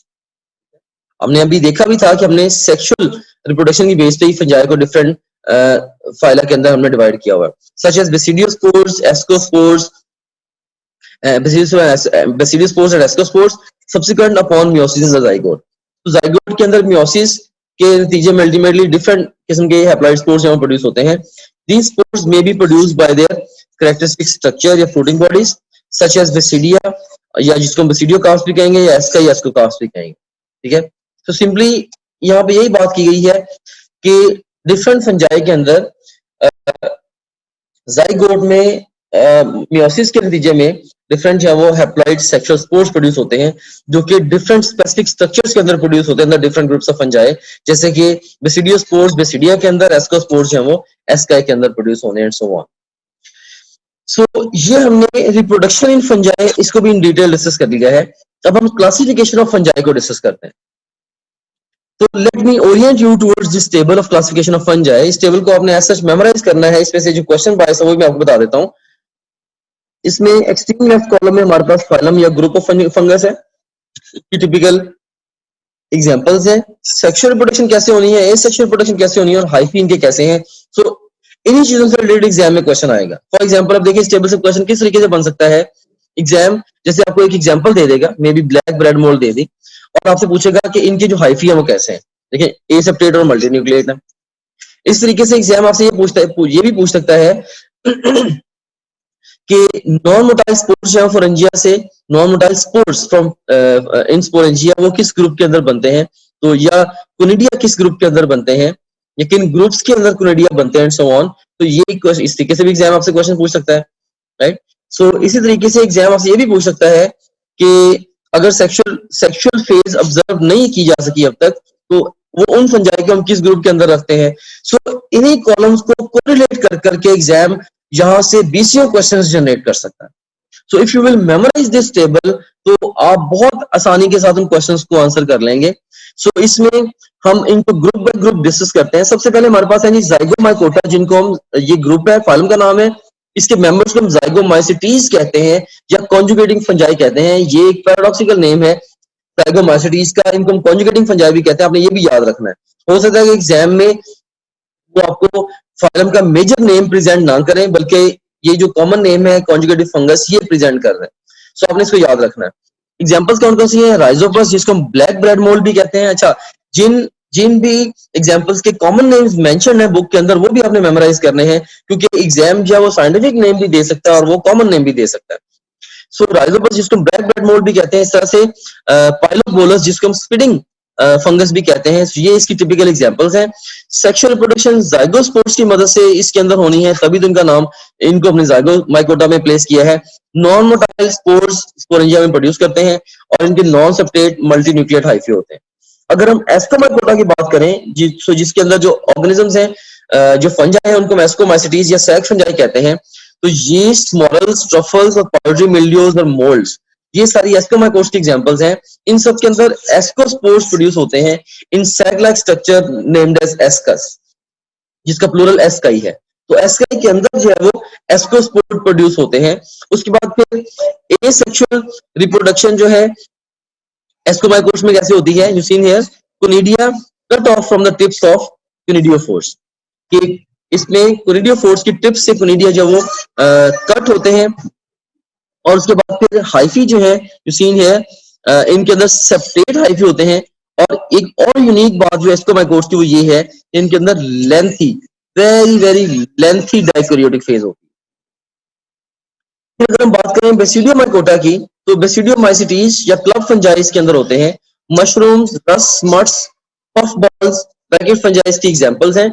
अब एग्जांपल्स के बारे में एक और चीज मैं आपको कहना चाहूंगा कि जो पसीनिया है, पसीनिया मोस्ट कॉमन रस्ट फंजाई है, और जो ओस्टिलाजो है ये मोस्ट कॉमन स्मट फंजाई है। तो रस्ट एंड स्मट्स जो है बेसिकली ये आप समझ सकते हैं कि ये ग्रुप्स ऑफ फंजाई हैं। उसमें से भी मोस्ट कॉमन जो ग्रुप है, so most common rust fungus जो है वो पसीनिया है, और मोस्ट कॉमन स्मट फंगस जो ओस्टिलाजो है। अब जो पसीनिया है ये रस्टी स्पोर्स प्रोड्यूस करेंगे, जो ओस्टिलाजो है ये ब्लैक स्पोर्स प्रोड्यूस करेंगे, right. So Puccinia they produce the rusty spores and Ustilago produce the black spores. Ustilago जो है इसने बेसिकली व्हीट कर्नल्स को इसने इफेक्ट करना होता है कॉमनली। सो अब अगर एग्जाम आपसे क्वेश्चन पूछता है कि पसीनिया या स्लाजो किस ग्रुप की एग्जांपल्स हैं, तो ये बेसिडियोमाइसिटीज हैं बेसिकली, राइट। और अगर आपसे एग्जाम क्वेश्चन पूछता है कि रस्टी स्पोर्स कौन सी फंगस प्रोड्यूस करती है, answer is Puccinia. Black spores कौन सी फंगस प्रोड्यूस करती है, answer is Ustilago and so on. अब जो बेसिडियो स्पोर्स हैं, they borne on the club shaped basidia. Basidiospores club shaped basidia के ऊपर जो ये बोर्न होते हैं, और इनके अंदर एसेक्सुअल रिप्रोडक्शन जो है वो रिलेटिवली जब आप कहते हैं कि ये अनकॉमन है, होती जरूर है ऑफ कोर्स, लेकिन बहुत अनकॉमन है रिलेटिवली, इसके कम। सो ये एक पैराडॉक्सिकल फैक्ट है कि अब सेक्सुअल रिप्रोडक्शन के बारे में हमने स्टडी किया कि ये अभी ये बेसिकली ड्यूटेरोमाइकोस के अंदर ऑब्जर्व नहीं किए अभी तक, ये भी एक पैराडॉक्सिकल फैक्ट है। लेकिन एसेक्सुअल रिप्रोडक्शन जो है वो बेसिडियोमाइकोस के अंदर अनकॉमन है। तो अगर एग्जाम आपसे क्वेश्चन पूछता है कि asexual reproduction is uncommon in, A option is zygomycetes, B option is ascomycetes, C option is pseudomycetes and D option is deuteromycetes, तो बेस्ट रिस्पॉन्स इसका क्या होगा, it would be the basidiomycetes. और इनके जो हाइफी होते हैं वो सेप्टेट होते हैं, और इनकी भी जो लेंथी डाइक्यूरेटिक फेज होती है। फिर ड्यूटेरोमाइकोटा जो फाइलम है, इसके अंदर जो मेंबर्स हैं उनको हम ड्यूटेरोमाइसिटीज बोलते हैं, या इम्परफेक्ट फंजाई भी बोल देते हैं। इनके अंदर सेक्सुअल रिप्रोडक्शन ये नहीं कहते कि नहीं होती, ये कहते हैं कि इनके अंदर अभी तक ऑब्जर्व नहीं की जा सकी या डिस्कवर नहीं की जा सकी। तो जैसे ही हम इनके अंदर सेक्सुअल रिप्रोडक्शन को ऑब्जर्व करते हैं, हम इनको ग्रुप रीएलोकेट करते हैं। तो इनके अंदर सेक्सुअल रिप्रोडक्शन कोनिडिया के जरिए होती है, राइट। तो हाइफी जो है इनके अंदर वेरी हो सकते हैं, इनके अंदर सेप्टेट या एसेप्टेट दोनों तरह के हाइफी जो इनके अंदर हमें डिफरेंट फंजाई के अंदर मिल सकते हैं। सो कुछ जो इसके फंजाई की डिफरेंट फाइला हैं, उनसे रिलेटेड कुछ की पॉइंट्स हैं जिनको मैं यहाँ पे मेंशन करना चाहूंगा। बहुत ज्यादा तो नहीं है, लेकिन स्टिल जितने हैं ये इंपॉर्टेंट है एग्जाम पॉइंट ऑफ व्यू से। तो एस्कोमाइकोटा जो है ये लार्जेस्ट ग्रुप ऑफ फंजाई है। अगर एग्जाम आपसे क्वेश्चन पूछता है कि which of the following is the largest group of fungi, तो ये एस्कोमाइकोटा है। इनके अंदर तकरीबन 60,000 से ज्यादा जो स्पीशीज हैं। फिर सैक्रोमाइसिस सर्विसी जो है is the most common yeast. अगर एग्जाम आपसे क्वेश्चन पूछता है कि मोस्ट कॉमन यीस्ट चाहिए कौन सी है, तो इसका आंसर क्या होगा, सैक्रोमाइसिस सर्विसी।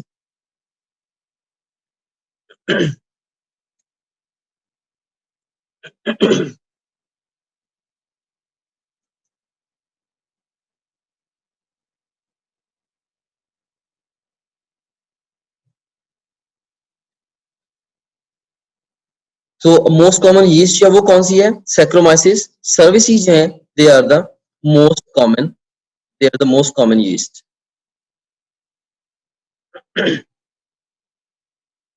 ऑलराइट, सो ये एग्जाम में क्वेश्चन भी पूछा जा सकता है कि मोस्ट कॉमन यीस्ट कौन से हैं, आंसर इज सैक्रोमाइसिस सर्विसी। और लार्जेस्ट ग्रुप कौन सा है, तो एस्कोमाइकोट्स। और कौन सा ग्रुप है जो कि पैरासेक्सुअलिटी शो करता है, तो आंसर इज ड्यूटेरोमाइकोटा जो है इट शोज द पैरासेक्सुअलिटी। इनके अंदर ये पैरासेक्सुअलिटी क्या है, basically some kind of the genetic recombination. तो ड्यूटेरोमाइकोटा के बारे में हमने वैसे तो ये पढ़ा है कि इनके अंदर सेक्सुअल रिप्रोडक्शन नहीं होती, हमने यही स्टडी किया है कि इनके अंदर सेक्सुअल रिप्रोडक्शन नहीं होती, राइट। लेकिन इनके अंदर पैरासेक्सुअलिटी हो सकती है समहाउ, एक ही ऑर्गेनिज्म के अंदर चाहे वो ओवरऑल कह रहे हैं कि डिफरेंट डिफरेंट वेज में कुछ ना कुछ जेनेटिक रिकॉम्बिनेशन जो वो पॉसिबल होती है, तो हम कहते हैं दे शो द पैरासेक्सुअलिटी। सो अगर वो कहते हैं कि पैरासेक्सुअलिटी कौन से फंजाई शो करते हैं, तो आंसर इज ड्यूटेरोमाइसिटीज। ओके, सो अब यहाँ पे कुछ क्वेश्चंस हैं, ये लाइफ साइकिल ऑफ राइजोपस को लेके हैं। मैं इसको इतनी ज्यादा डिटेल में इसलिए डिस्कस करना चाहता हूं क्योंकि एंट्रेंस एग्जाम्स में बहुत ज्यादा टेंडेंसी है राइजोपस के लाइफ साइकिल के ऊपर क्वेश्चंस पूछने की, right. So I would love to ask questions on this in detail, ताकि आप बहुत बारीकी के साथ में टीच कर सके, क्योंकि यहाँ से जो क्वेश्चंस आते हैं वो आते भी बहुत ट्रिकी हैं, और अक्सर students, most of the students they get them wrong, right. इसलिए इसको मैं डिटेल से डिस्कस करना चाहूंगा। तो in life cycle of Rhizopus, the diploid structure formed by fusion of two hyphae is named as, A option is zygospore, B option is gametangia, C option is sporangiophore and D option is sporangia। यह पूछा क्या गया है, diploid structure जो कि fusion of two hyphae से बना हो वो कौन सा है, तो आंसर इज zygospore। फिर एक और क्वेश्चन है, temporary dormant thick walled structure produced by nuclear fusion of rhizopus hyphae of two different strains is called। ये राइजोस्पोर है, ये स्पोरेंजियोफोर है, ये जाइगोस्पोर है, गैमेटेंजिया। तो अभी हमने डिस्कस भी किया था, बेसिकली जो न्यूक्लियर फ्यूजन के बाद बनेगा, you get the zygospore. Again इसका आंसर भी ज़ाइगोस्पोर ही है। Next question, in sexual life cycle of Rhizopus spores will be. अब sexual life cycle of Rhizopus के अंदर जो स्पोर्स है वो हैप्लॉइड एंड डिप्लॉइड है। हैप्लॉइड डिप्लॉइड दोनों हो सकते हैं या एब्सेंट है। तो best response of this question is haploid. जो सेक्सुअल साइकिल में राइजोपस के स्पोर्स होंगे वो हैप्लॉइड होंगे। इवन एसेक्सुअल के अंदर भी हैप्लॉइड होगा। अगर इस क्वेश्चन को मैं चेंज भी कर दूं, यहाँ पे एसेक्सुअल भी कर दूं, स्टिल इसका आंसर जो यही रहेगा हैप्लॉइड, क्योंकि फंजाई में स्पोर्स हमेशा हैप्लॉइड होते हैं। अब एक और क्वेश्चन है, spores in fungi are produced by. A option is mitosis, B option is meiosis, C option is binary fission and D option is mitosis and meiosis. तो अभी हमने स्टडी भी किया था कि फंजाई के अंदर स्पोर्स या माइटोसिस मियोसिस दोनों से आते हैं। ड्यूरिंग सेक्सुअल रिप्रोडक्शन मियोसिस से और ड्यूरिंग एसेक्सुअल रिप्रोडक्शन माइटोसिस से। और माइटोसिस भी ये न्यूक्लियर माइटोसिस होती है। तो अगर मैं यहाँ पे मे बी एक ई ऑप्शन प्रेजेंट करता, उसके अंदर न्यूक्लियर माइटोसिस एंड मियोसिस रखता, तो वो ज्यादा बेहतर रिस्पॉन्स होता। Spores in fungi are always haploid, always diploid, maybe diploid or haploid or motile. तो फंजाई के अंदर जो स्पोर्स होंगे हमें पता है कि ये हमेशा हैप्लॉइड होने हैं। Best response is alpha. अभी हम इसको दोबारा थोड़ा सा डिटेल से डिस्कस करेंगे। Sporangiophores in fungi are always haploid और always diploid, may be diploid और हैप्लॉइड या मोटाइल। तो इसका जो बेस्ट रिस्पॉन्स होगा that would be may be diploid और हैप्लॉइड, क्योंकि स्पोरेंजियोफोर्स जो है ये जो जब फंजाई ने सेक्सुअली रिप्रोड्यूस करना होता है तो उस वक्त ज़ाइगोस्पोर की जर्मिनेशन से जो स्पोरेंजियोफोर्स बनेंगे they are going to be diploid. जबकि एसेक्सुअल रिप्रोडक्शन में जो स्पोरेंजियोफोर्स होते हैं of course they are the sporangiophores, they are the haploid. So sporangiophores in fungi overall ये डिप्लॉयड भी हो सकते हैं और हैप्लॉइड भी हो सकते हैं। अब नेक्स्ट क्वेश्चन है, in fungi spores are produced during. A option is sexual reproduction, B option is asexual reproduction, C option is germination, D option is sexual and asexual reproduction। तो भी हमने डिस्कस भी किया था फंजाई के अंदर कि सेक्सुअल और एसेक्सुअल रिप्रोडक्शन दोनों से स्पोर्स प्रोड्यूस होते हैं। Answer is delta. Another question, which one is always a diploid structure in fungi? A option is zygote, B option is gamete, C option is spore and D option is dikaryotic hyphae। कौन सा हमेशा diploid structure होगा? हमेशा diploid होगा। And the best response to this question is of course the zygote। It's always going to be diploid, क्योंकि इसने बनना ही दो न्यूक्लियर उसके फ्यूजन से बनना है। Spores in fungi are always sexual, few in number, haploid and non-motile and asexual। so इस question का बेस्ट रिस्पॉन्स होगा that would be haploid and non-motile, right? haploid and non-motile जो है वो हमेशा haploid होंगे और हमेशा non-motile होंगे। बाकी ये ऑफ कोर्स सेक्सुअल एसेक्सुअल दोनों तरह के हो सकते हैं, लेकिन ये हैप्लॉइड और नॉन-मोटाइल ये तो हमेशा ही होंगे। Which of the following does not occur in fungi during sexual reproduction? A option is plasmogamy, B option is karyogamy, C option is cytokinesis and D option is karyokinesis। तो इसका जो best response होगा that would be cytokinesis. Cytokinesis है ये जो division of cytoplasm है that is absent in the fungi, right? वो इसके इनके अंदर नहीं होती। Best response is Charlie. So अब हम राइजोपस के लाइफ साइकिल को इन डिटेल डिस्कस करते हैं। राइजोपस क्या है? ये एक ज़ाइगोमाइसीट है। इसके लाइफ साइकिल हम जरा देख लेते हैं। अगर हम इसके इंट्रोडक्शन के हवाले से बात करें तो ये they are also called as a black bread mold, right? Found growing on the spoiling moist bread and fruits। okay? तो ये black bread mold है and they are found growing on spoiling moist bread and fruits। okay? कि ये हमें जो moist bread और fruits के ऊपर हमें मिलेंगे, इनका कॉमन नेम हमने black bread mold याद रखना है। and they have sinusoidal और aseptate hyphae, मल्टीन्यूक्लिएट जो कि मल्टीन्यूक्लिएट होंगे बाय डिफॉल्ट। ऑफ कोर्स जब भी सिनोसिटिक एसेप्टेट होंगे वो हमेशा मल्टीन्यूक्लिएट होंगे। तो अगर मैं सिर्फ यही कह दूं कि एसेप्टेट हाइफी है, सिनोसिटिक हाइफी है, तो खुद ही आपने समझ जाना कि मल्टीन्यूक्लिएट भी होंगे।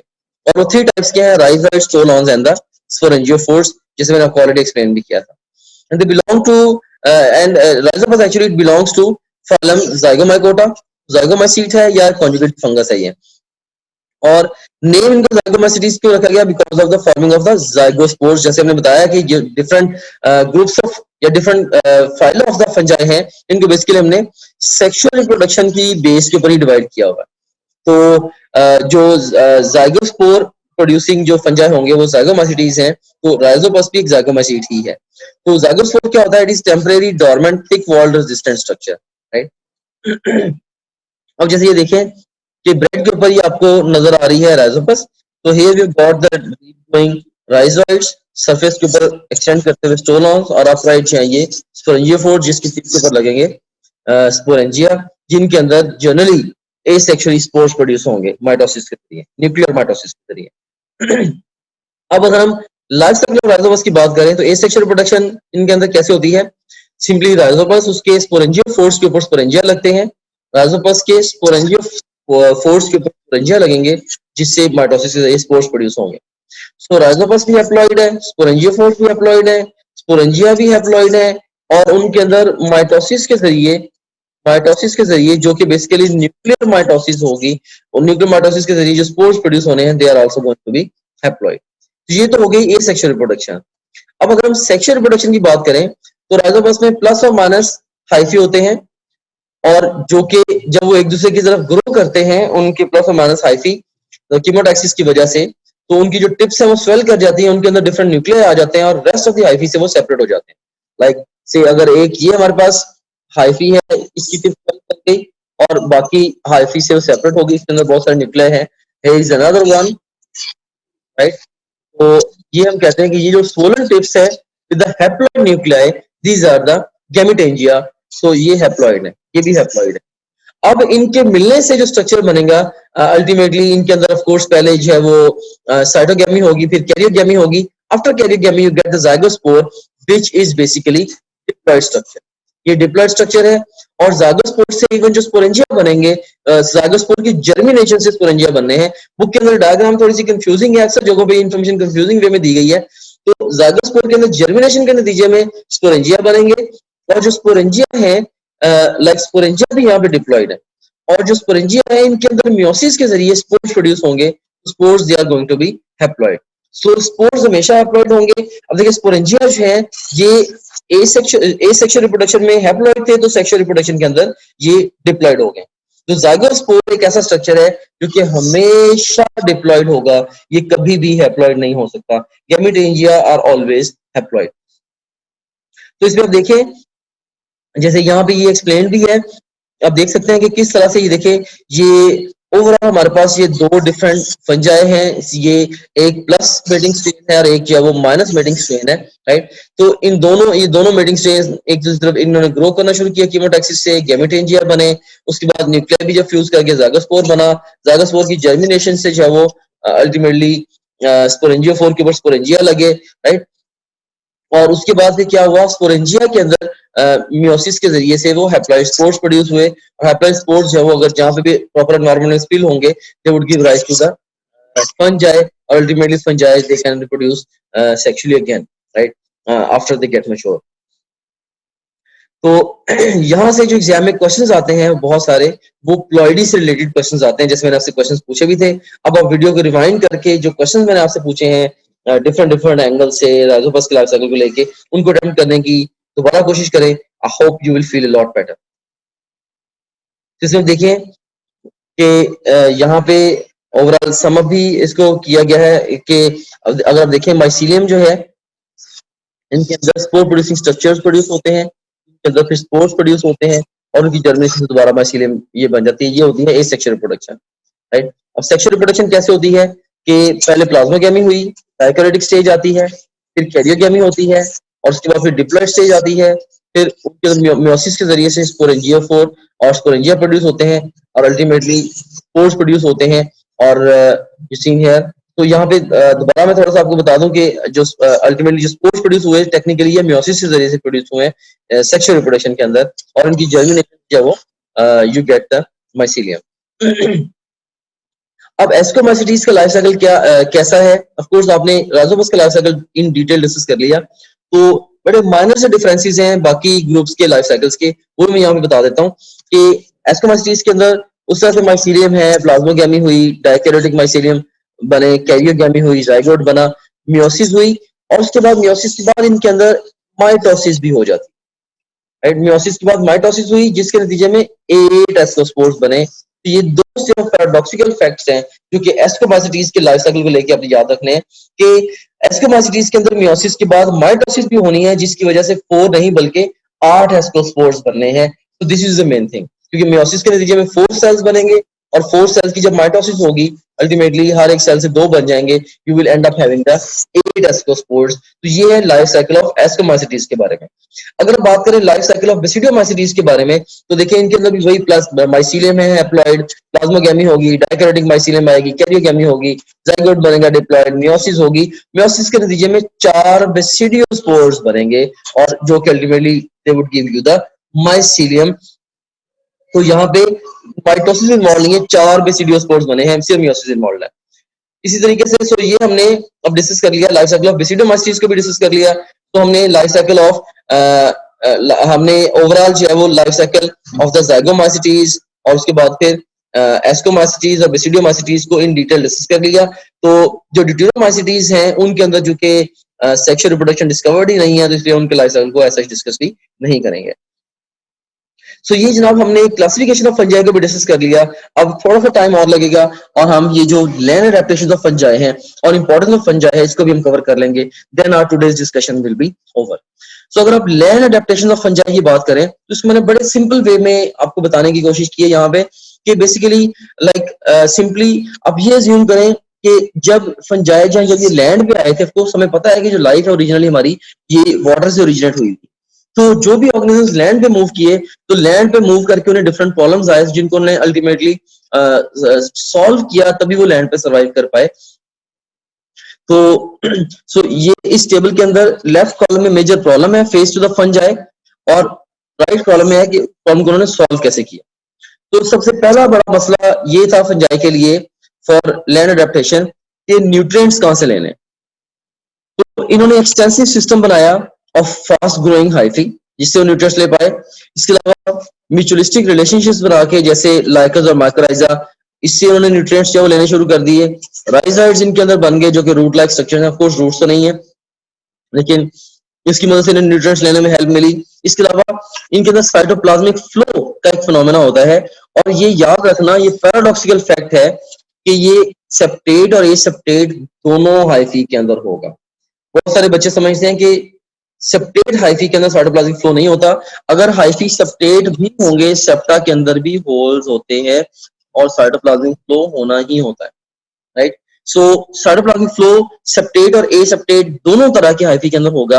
और इसके अलावा फंजाई ने फूड को स्टोर करना भी सीख लिया in the form of glycogen fat droplets. तो ये सारे के सारे इनके सॉल्यूशंस हैं for overcoming the problem of getting the nutrients, right. फिर सेकंड नंबर पे ड्राइंग से कैसे बचना है, तो काइटनस सेल वॉल जो कि pretty वाटरप्रूफ होती है उसकी मदद से और मॉइस्ट हैबिटेट्स के अंदर रह के इन्होंने अपने आप को सरवाइव कराया है। इसके अलावा इवन इनके जो म्यूचुअलिस्टिक रिलेशनशिप है लाइक वो भी इनको ड्राइंग से बचने में हेल्प आउट कर रहा है। फॉर एग्जांपल जैसे कि लाइकेंस के अंदर चूंकि कवर्ड विद द फंगस है तो of course sorry no that's not true, वो है एलजी की ड्राइंग के हवाले से ये फंगस वहां पे एलजी को प्रोटेक्ट कर रहा है। लेकिन खुद से इन्होंने ड्राइंग से कैसे बचना है, जो सीन हियर कि मॉइस्ट हैबिटेट्स के अंदर रह के और काइटनस सेल वॉल जो है वो इनके अंदर जो प्रेजेंट है इनकी मदद से ड्राइंग से बचती है fungi. Thirdly how to reproduce without water, ठीक है। वाटर के बगैर रिप्रोड्यूस करना, ऑफ कोर्स अगर रिप्रोड्यूस नहीं करेंगे फंजाई लैंड पे तो they would not be able to survive in the long run down the line. तो उसका सोल्यूशन स्ट्रेट वे ये निकला कि इमोर्टाइल स्पोर्स इन्होंने प्रोड्यूस कर दी हैं, तो इससे जो है इनका ये प्रॉब्लम भी सॉल्व हो गया। That's how the fungi they have adapted for the land. So तीन इनके बड़े मसले थे कि न्यूट्रिएंट्स कैसे लेने हैं, ड्राइंग से कैसे बचना है और रिप्रोड्यूस कैसे करना है, और तीनों मसलों को बड़े अच्छे तरीके से फंजाई ने सॉल्व कर लिया। So these are very successful organisms on the land. अब लास्ट हमारा जो सेगमेंट है that is importance of fungi. याद रखना कि जब भी इंपॉर्टेंस ऑफ एन ऑर्गेनिज्म या ऑर्गेनिज्म ग्रुप की बात होती है तो उसमें उसके यूजफुल और हार्मफुल एस्पेक्ट्स दोनों आते हैं। तो हम भी इंपॉर्टेंस ऑफ फंजाई में यूजफुल और हार्मफुल फंजाई दोनों को डिस्कस करेंगे। तो इसमें सबसे पहले कुछ मॉडल क्वेश्चंस हैं, मैं क्विकली इनको पूछ लेता हूं, फिर मैं आपको इंपॉर्टेंस ऑफ फंजाई को इन डिटेल बता दूंगा। तो हमारे पास ये स्टेटमेंट है, which of the following fungi present in the form of underground fruiting bodies. A option is morels, B option is zygomatids, C option is truffles and D option is morels and truffles. Underground fruiting bodies जो है वो किसके अंदर होती हैं? Best response to this question is truffles. Which of the following fungus is used for the production of citric acid? A option is yeast, B option is penicillium, C option is aspergillus, D option is neurospora. तो citric acid की production के लिए कौन सी fungus use होगी? Best response to this question is Aspergillus. So useful fungi, इसके बारे में थोड़ी सी डिस्कशन कर लेते हैं कि एक तो हमारे पास इकोलॉजिकली यूजफुल फंजाई हैं, जैसे कि डीकंपोजर्स हैं जो कि बायोरिमेडिएशन कॉज करते हैं। So fungi are the major decomposers. Bacteria और फंजाई यही मेजर डीकंपोजर्स हैं, बल्कि ये इतने इंपॉर्टेंट डीकंपोजर्स हैं फंजाई कि अगर फंजाई नहीं होंगे there would be no life on the planet Earth. क्यों? क्योंकि आपको पता है कि प्लांट्स की भी डेथ होती रहती है। प्लांट्स के अंदर एक कंपोनेंट है जिसको हम बोलते हैं लिग्निन, उनकी सेकेंडरी सेल वॉल के अंदर। तो अगर लिग्निन जो है वो डिकम्पोज नहीं होगा तो प्लांट्स की जो डेड बॉडीज हैं वो एक्यूमुलेट होना स्टार्ट हो जाएगी gradually on the surface of earth. Our time will come when we will have no place to live, right? So fungi जो है जो उनको प्लांट्स को डिकम्पोज करके अल्टीमेटली बहुत ही इंपॉर्टेंट और पिवटल रोल प्ले करते हैं for making life possible on the face of earth, right? So decomposing action इनका ऑफ कोर्स बायोरिमेडिएशन भी है। बायोरिमेडिएशन यू ऑलरेडी नो कि ये control of non living with living है। जैसे इसमें डेड ऑर्गेनिज्म को लिविंग की मदद से कंट्रोल कर रहे हैं, ये बायोरिमेडिएशन है। डिकम्पोजिंग ये भी बायोरिमेडिएशन ही की एग्जांपल है। Fungi are major decomposers. उसके बाद फिर सिम्बायोंट्स हैं, तो इसमें you have got the mycorrhizae and the lichens. Mycorrhizae association between roots of higher plants and fungi है, जैसे पाइन, बीच, हेदर एटसेट्रा। और लॉजिक स्टेबिलिटी के अंदर भी इन्होंने रोल प्ले करना होता है, जैसे मैंने ऑलरेडी डिटेल से डिस्कस भी किया था। लाइकेंस जो है ये association between algae and the fungi है। यहाँ पे ग्रीन एल्गी भी और ब्लू ग्रीन एल्गी भी खास तौर पे यहाँ पे आपने ज़हन में रखनी है, या साइनोबैक्टीरिया जिसको हम बोलते हैं, कि ये साइनोबैक्टीरिया और साइनोबैक्टीरिया या एल्गी एंड फंजाई इनका कॉम्बिनेशन है। Setting stage for other organisms during geological succession. तो जियोलॉजिकल सक्सेशन में दूसरे ऑर्गेनिजम्स के लिए इन्होंने जो वो स्टेज सेट करनी होती है, तो इसको हम सक्सेशन के सेक्शंस में जाकर डिटेल से डिस्कस करेंगे। और उसके बाद फिर ये बायोइंडिकेटर्स ऑफ पोल्यूशन भी हैं, तो there would be no lichens if air is polluted. अगर एयर पोल्यूटेड होगी तो लाइकेंस नहीं होंगे, क्योंकि पोल्यूटेड एरियाज में लाइकेंस है ये ग्रो नहीं कर पाता है।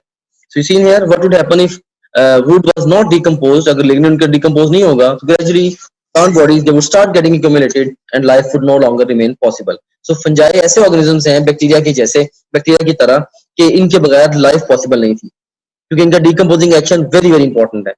अब कमर्शियली यूजफुल जो फंजाई है उसमें सोर्स ऑफ फूड के तौर पे बहुत सारे फंजाई काम करते हैं, जैसे मशरूम्स हैं, जैसे गैरकस की स्पीशीज हैं, मॉडल्स हैं जैसे कि मोरकेला एस्कुलेंटा है, और ट्रफल्स हैं। ये ट्यूबर स्पीशीज एस्कोमासिटीज ग्रुप है, ये अंडरग्राउंड होते हैं। अभी इससे रिलेटेड मैंने आपसे क्वेश्चन पूछा था। लाइकन्स हैं जैसे रिएनडियर मॉस, ये ऊपर एनिमल्स के तौर पे एक्ट करते हैं। ये अमेरिटा एंड जैक ओ लैटर्न, इनको आपने याद रखना है एज नॉन एडिबल फंजाई और पॉइजनस फंजाई, इनके खाने से डेथ भी हो सकती है, राइट? सो एग्जाम में ये क्वेश्चन आपसे ऑफ कोर्स डिफरेंट वेज में पूछे जा सकते हैं, कि जैसे मशरूम की कौन सी स्पीशीज है वो एडिबल है, जैसे एगेरिकस है, राइट? तो या विच of the following fungus is edible, उसके अंदर इन ऑप्शंस में से कोई भी आपको प्रेजेंट कर सकते हैं। विच of the following fungus is not edible, तीन ऑप्शंस आपको दे दें, मे बी एगेरिकस दे दें, मोरकेला दे दें, ट्रफल्स दे दें, और उसके बाद फिर आपको जैको लैटर्न दे दें। ऑफ कोर्स जैको लैटर्न चाहिए एडिबल नहीं है, तो इस तरीके से एग्जाम आपसे क्वेश्चन पूछ सकता है regarding fungi source of food. तो ये जैसे एगेरिकस स्पीशी है, ये मोरकेला एस्कुलेंटा है, ये ट्यूबर स्पीशी है, ये रिएनडियर मॉस है। अब फूड इंडस्ट्री के अंदर भी कुछ यूजेस हैं, ये बड़े इंपॉर्टेंट है, यहाँ से एग्जाम में क्वेश्चन बहुत ज्यादा पूछे जाते हैं। ये जिसको सैक्रोमाइसिस सर्विसी भी बोलते हैं, इनको ब्रेड एंड लिक्विड की प्रोडक्शन में यूज करते हैं। और पेनिसिलियम की जो स्पीशीज हैं इनको यूज करते हैं for giving flavour, aroma and characteristic colour to the cheese. और उसके बाद फिर स्पेशलिस्ट की जो स्पीशीज हैं दे यूज फॉर फर्मेंटिंग और producing soya sauce, soya paste from soybean and the citric acid. जैसे भी आपसे मैंने क्वेश्चन भी पूछा था, सिट्रिक एसिड की प्रोडक्शन के लिए कौन से फंजाई यूज होते हैं? एस्परजिलस। चीज की प्रोसेसिंग के लिए, चीज को फ्लेवर, अरोमा एंड कलर देने के लिए कौन सी फंगस यूज होती है? Answer is penicillium species, right? The penicillium. Bread and liquid की प्रोडक्शन में कौन सी फंगस यूज होगी? Of course it would be yeast या सैक्रोमाइसिस सर्विसी। ऑफ कोर्स जिस तरह से भी नाम आपको प्रेजेंट करें you will have to pick accordingly. जैसे ब्रेड एंड लिक्विड, चीज और सोया सॉस वगैरह बनाने में ये जो डिफरेंट फंजाई यूज होते हैं। तो इसमें कौन से फंजाई लाइक वो किस चीज के बनाने में यूज होते हैं, ये बहुत इंपॉर्टेंट है। 5 star area from the chemistry point of view. I want you to memorise this stuff. अब कुछ क्वेश्चंस हैं फर्दर, हमारे पास ये ऑप्शंस हैं। A option is lovastatin, B option is ergotin, C option is griseofulvin and D option is cyclosporin. First statement हमारे पास, which of the following drug is used to inhibit the fungal growth. तो fungal growth को inhibit करने के लिए कौन सी drug use करते हैं? Best response to this question is griseofulvin. The drug used to prevent rejection of transplanted organs. तो ये साइक्लोस्पोरिन जो बेसिकली ये इम्यूनोसप्रेसेंट ड्रग है जिसको ट्रांसप्लांटेड ऑर्गन्स को की रिजेक्शन को प्रिवेंट करने के लिए यूज करते हैं। And drug use for lowering of the blood cholesterol level, ये है लोवास्टैटिन। एल्गोटिनिक ऐसी ड्रग है जिसको हम मिग्रेन के ट्रीटमेंट के अंदर यूज करते हैं, राइट। सो ड्रग्स के बारे में भी एग्जाम आपसे क्वेश्चंस पूछ सकता है क्योंकि ये स्ट्रेट अवे ये मेमोरी बेस्ड इंफॉर्मेशन है, आपकी बुक के अंदर गिवन है, तो आपने इसको भी प्रिपेयर करना है। सो यहाँ पे use as source of medicine, इसके बारे में एक टेबल मैंने कंस्ट्रक्ट कर दिया है ताकि इस तरह के क्वेश्चंस को आप इजीली आंसर कर पाए। In the extreme left column we have got medicine, the second column we have got the use, in the extreme right column we have got the source. अब पेनिसिलिन जो है ये antibiotic है और Penicillium notatum से इससे आना होता है। लोवास्टैटिन जो है ये ब्लड कोलेस्ट्रॉल को लोअर करने के लिए ये ड्रग यूज होती है। इसको फंगस से ट्रेन करते हैं, लेकिन किस फंगस से स्पेसिफिकली ये हमारी बुक में नहीं है, तो हम इसको प्रिपेयर नहीं करेंगे। साइक्लोस्पोरिन जो है it is use to prevent the organ transplant rejection, ये एक सॉइल फंगस है। एर्गोटीन जो है use to treat the migraine headache, जो कि आधे सर का दर्द भी जिसको हम कहते हैं, एर्गोट की स्पीशीज से ये आता है। ये जो ड्रग आती है एर्गोटीन, और ग्रीसियोफुलविन जो है ये भी एंटी फंगल है और आती भी फंगस है। ये पैराडॉक्सिकल फैक्ट है, ग्रीसियोफुलविन is an antifungal drug derived from the fungus, right? Griseofulvin. Okay. अब टेक्सटाइल इंडस्ट्री के अंदर भी इसी तरह से यूजेस हैं इनके। Lichens they are source of some natural dyes use in the textile industry. कुछ नेचुरल डाइज हैं जिनका सोर्स जो वो लाइकेंस है। फिर यूज इन द जेनेटिक्स और मॉलिक्यूलर बायोलॉजी का रिसर्च, इसके अंदर यीस्ट जो है, right, Saccharomyces cerevisiae share few human genes, इनके अंदर कुछ ह्यूमन जीन्स भी हैं, तो good for the studies in the genetics, right. And single cell eukaryote, तो जो ये सिंगल सेल यूकैरियोट है, good for the molecular biology study. So दो ब्रांचेस ऑफ बायोलॉजी हैं जिनके अंदर यीस्ट इंपॉर्टेंट रोल प्ले करती है, molecular biology and genetics. Genetics में क्यों Saccharomyces की स्टडी इंपॉर्टेंट है? क्योंकि इनके अंदर कुछ जीन्स इंसानों जैसी हैं। और मॉलिक्यूलर बायोलॉजी में Saccharomyces cerevisiae जो है इसकी स्टडी क्यों इंपॉर्टेंट है? क्योंकि ये जो है सिंगल सेल यूकैरियोट हमें मिलते हैं। तो सिंगल सेल यूकैरियोट के अंदर ऑफ कोर्स बहुत सारे मॉलिक्यूल्स को स्टडी करना रिलेटिवली इजियर होगा। उसके बाद फिर पिंक ब्रेड मोल्ड, जिसको हम न्यूरोस्पोरा भी बोलते हैं, राइट। पिंक ब्रेड मोल्ड ये पिंक यीस्ट से डिफरेंट है, जिसको हम रोडोट्रोला कहते हैं। So pink bread mould Neurospora it's ideal organism for studies in the genetics and the molecular biology. So pink bread mould को भी हम जो है वो जेनेटिक्स और मॉलिक्यूलर बायोलॉजी की स्टडी में यूज करते हैं। सो अगर एग्जाम आपसे क्वेश्चन पूछता है कि आइडियल ऑर्गेनिज्म जो है वो कौन सा है फॉर स्टडीज इन जेनेटिक्स और मॉलिक्यूलर बायोलॉजी, तो आप पिंक ब्रेड मोल्ड को प्रेफरेबली पिक करें। If it's not on the list तो आप यीस्ट को पिक करें। आमतौर पे जो क्वेश्चन अपीयर होगा इन दोनों में से वो आपको एक ही ऑप्शन देंगे, राइट। लेकिन अगर दोनों दे भी देते हैं फिर प्रेफरेबली आप पिंक ब्रेड मोल्ड को पिक करें ideal organism for the studies in the genetics and molecular biology. इनका हैप्लॉइड लाइफ साइकिल होता है, सो हैप्लॉइड लाइफ साइकिल है और जेनेटिक्स को स्टडी करने के लिए ऑफ कोर्स ये सिंपलर है। And poses systems which are amenable to analysis by molecular biology methods. तो इनके ऐसे सिस्टम्स हैं जिनको आसानी से मॉलिक्यूलर बायोलॉजी के अंदर स्टडी किया जा सकता है। So here we got the yeast, here we got the pink bread mould. अब हार्मफुल फंजाई के ऊपर हम थोड़ी सी बात कर लेते हैं। एक तो बहुत सारी प्लांट डिजीजेस हैं which are caused by the fungi. So fungi produce several enzymes for breakdown of cellulose, lignin and cutin. क्या तो हमें पता है कि जैसे ये हमारे पास हाइफी है, इसने डिफरेंट एंजाइम्स को एक्सक्रीट करना है या सिक्रीट करना है। जैसे एंजाइम जो है सबस्ट्रेट को उन्होंने फंजाई की बॉडी से बाहर ही डिग्रेड कर देना है और डाइजेस्टेड फूड जो हाइफी में दोबारा वापस एब्जॉर्ब हो जानी है। तो यही आइडिया जो है इसका, इसी तरीके से ये डिफरेंट एंजाइम्स को प्रोड्यूस करके प्लांट्स को डैमेज करके उनके अंदर डिफरेंट डिजीजेस प्रोड्यूस करते हैं। यहाँ पे कुछ क्वेश्चंस हैं प्लांट डिजीजेस से रिलेटेड जो कि फंजाई से प्रोड्यूस होते हैं। Peaches, plums, apricot and cherries are affected by fungal disease called as powder mildews, brown rot, root rot or red rot. Best response to this question is basically the powdery mildew.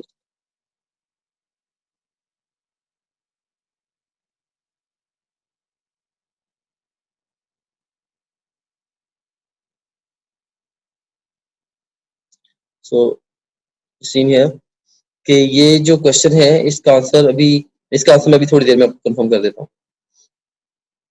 Right. जैसे memory based information है, so I am not good at memorising things, मैं ज्यादा जो mind है मेरा logical है, I develop understanding of the things. Anyways, so grapes, rose and wheat are affected by fungal disease called as the powder mildews. इसमें इसका best response होगा, so best response is alpha. Grapes, rose and wheat they are affected by the fungal disease called as powder mildews. Okay, हाँ, तो ये जो question है इसका जो आंसर है हमारे पास, this is the brown rot. इसका आंसर है ब्राउन रॉट, राइट। सिर्फ बुक की डिस्क्रिप्शन ही है ऐसा, इसमें कोई रॉकेट साइंस नहीं है, सिर्फ बुक की डिस्क्रिप्शन है जिससे रिलेटेड है ये क्वेश्चन। ओवरऑल अब कह लें कि क्या है, peaches, plums, apricot and cherries are affected by fungal disease called as, तो best response to this question is brown rot. ठीक है, इस तरीके से grapes, rose and wheat are affected by fungal disease called as, answer is powdery mildews। अब ये हमारे पास plant की जो फंगल डिजीजेस हैं उनका टेबल है। इसमें एक्सट्रीम लेफ्ट कॉलम में डिजीज है, मिडिल कॉलम में फंगस है और राइट कॉलम में अफेक्टेड प्लांट्स है। इसमें सबसे पहले डिजीज है rust, which is caused by the Puccinia species, जो कि बेसिडियम माइकोट है। व्हीट, कॉर्न और राइस को इसने इफेक्ट करता है। स्मट डिजीज है जिसमें ओस्ट्रेला जो स्पीशीज है, बेसिडियम माइकोट है, इसने भी व्हीट, कॉर्न और राइस को इसने इफेक्ट करना है। पाउडर मिल्ड्यूज एस्कोमाइकोट है, इसने ग्रेप्स, रोज और व्हीट को इफेक्ट करना है। एर्गट जो है ये इसने राई को इफेक्ट करना है। इस तरह से रेड रॉट ने शुगर कॉर्न को इफेक्ट करना है। विल्टिंग ने पोटैटो को इफेक्ट करना है। रूट रॉट ने कॉटन को इफेक्ट करना है। स्कैब ने एप्पल को इफेक्ट करना है। ब्राउन रॉट ने peaches, plums, apricots and cherries को इफेक्ट करना है। और मोल्डी ऑरेंज, बेसिकली ये जो डिजीज है, this is called blue mould, जो कि सेप्रोबिक स्पीशी ऑफ पेंसिलियम है, ड्यूटेरोमाइकोट है, और ये अल्टीमेटली ऑरेंज ट्री को मोल्डी ऑरेंज ने इफेक्ट करना होता है। तो यहाँ से क्वेश्चन बाइस यही होती है कि किस डिजीज के अंदर कौन से प्लांट्स इफेक्ट हो रहे हैं, या कौन से प्लांट्स किस फंगल डिजीज से इफेक्ट हो रहे हैं। और ये जो खास तौर पे कुछ यहाँ पे इस टेबल में मेंशन्ड है, यहाँ से वो डिजीज के बारे में अल्टीमेटली जो डिजीज कॉजिंग फंगस है उसके बारे में पूछ रहे थे। Like smut disease in wheat, corn and rice is caused by which fungus? Oscilla jo. Rust disease in wheat, corn and rice is caused by Yersinia. The powder mildews in grapes, rose and wheat is caused by Ascomycotes. And इसी तरीके से moldy orange in orange tree is caused by, तो इसका answer क्या होगा, Deuteromycota में भी या blue mold whatsoever, जो भी लिस्ट में प्रेजेंटेड हो। तो इस तरीके से एग्जाम में यहाँ से क्वेश्चन आएगा।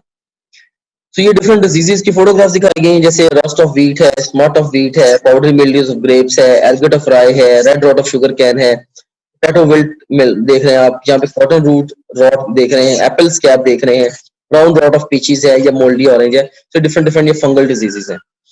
Animal diseases caused by fungi कौन कौन सी हैं? इसमें top of the line we have got the ringworm and athlete's foot. ये सुपरफिशियल डिजीजेस हैं, सुपरफिशियल स्किन डिजीजेस हैं, स्किन को अफेक्ट करेंगी and caused by certain imperfect fungi। तो ड्यूटेरोमाइसिटीज जो है ये आपने याद रखना है, ड्यूटेरोमाइसिटीज से ये कॉज होंगी। कैंडिडाइसिस जो है, या जिसको हम कैंडिडोसिस भी कहते हैं या ओरल एंड वजाइनल थ्रश भी कह देते हैं, it's caused by the Candida albicans which is a yeast. तो इसको आपने याद रखना है, कैंडिडाइसिस या कैंडिडा अल्बिकेंस, बेसिकली कैंडिडाइसिस या कैंडिडोसिस या ओरल और वजाइनल थ्रश सेम थिंग है ये, ठीक है। तो बेसिकली इस डिजीज के अंदर जो है वो व्हाइट पैच बनता है, अगर ओरल थ्रश है तो माउथ में, अगर वजाइनल थ्रश है तो वजाइना में। तो ये नॉर्मल फ्लोरा के तौर पे प्रेजेंट होता है इन द ह्यूमन बीइंग्स, जैसे ओरल कैविटी में नॉर्मली ही कैंडिडा अल्बिकेंस ये प्रेजेंट है, लेकिन ये डिजीज कॉज नहीं कर पाती। हाँ, जब कोई इंडिविजुअल इम्यूनो कॉम्प्रोमाइज हो जाए, लाइक वो ब्रॉड स्पेक्ट्रम एंटीबायोटिक्स ले, उसके अंदर लंबे अरसे के लिए अनकंट्रोल्ड डायबिटीज रहे, या आप कह लें कि अगर किसी इंडिविजुअल को गॉड फॉरबिड कोई इम्यूनिटी को कॉम्प्रोमाइज करने वाली डिजीज हो गई है, फॉर एग्जांपल जैसे अगर एड्स डेवलप हो गई, तो उनके अंदर जो है थ्रश जैसी कंडीशंस प्रोड्यूस हो जाती हैं। हिस्टोप्लाज्मोसिस एक डिजीज है, कंडीशन है, it is serious infection of lungs. तो ये बड़ा कॉमन एग्जाम का क्वेश्चन है कि which of the following is serious fungal infection of lungs, ठीक है। तो इसका आंसर होगा हिस्टोप्लाज्मोसिस। अदर ऑर्गन्स को भी ब्लड के जरिए इफेक्ट कर सकते हैं, बाय द वे ये disease histoplasmosis and caused by inhaling of spores of a fungus which is common in soil contaminated with the bird feces। So basically ये ऐसी फंगस जो कि लाइक बर्ड, ऐसी ये एक फंगस होती है जो कि लाइक एक ऐसी सॉइल में पाई जाती है जो कि बर्ड फिशेस के साथ कंटामिनेटेड हो। तो बेसिकली उससे जो है ये अगर फर्ज करें कि सॉइल है, soil contaminated with the bird faeces है, उसके अंदर वो फंगस है, उस फंगस को इनहेल कर लिया तो ये हिस्टोप्लाज्मोसिस जो है वो डेवलप हो सकती है कंडीशन। तो एग्जाम से ये भी क्वेश्चन पूछ सकता है कि bird faeces are involved in spread of, the answer is histoplasmosis. Aspergillosis जो है is caused by Aspergillus fumigatus fungus और only person with a defective immune system are affected. सिर्फ एड्स के पेशेंट्स के अंदर जो Aspergillosis cause होता है। कैंसर जो है caused by the mycotoxins, तो ये toxin produce by the fungi हैं जैसे कि अल्फा टॉक्सिन, ये माइकोटॉक्सिन के एक एग्जांपल है। एफ्लाटॉक्सिन एफ्लाटॉक्सिन जो है they are produced by some strains of Aspergillus, can be present in food, milk, eggs and meat etc. So ये एफ्लाटॉक्सिन्स हैं।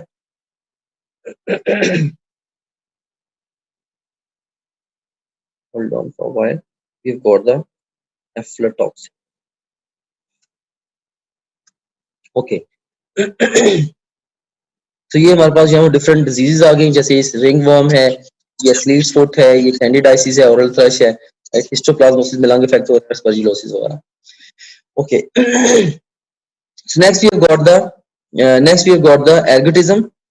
So ergotism is caused by eating bread from the purple ergot contaminated rye flour. हमें पता है कि ergot of rye की disease है। अगर ergot से इफेक्टेड rye flour को कंज्यूम कर लिया, राइट, तो इससे क्या होगा, इससे ergotism जो है ये कॉज हो सकती है, ये वाली कंडीशन। तो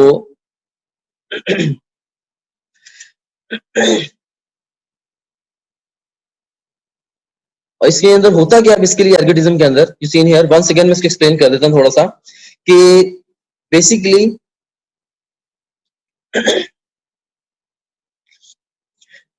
अब ये कह लें कि हमें पता है कि एक डिजीज होती है फंगस की, एर्गट ऑफ राय, ठीक है।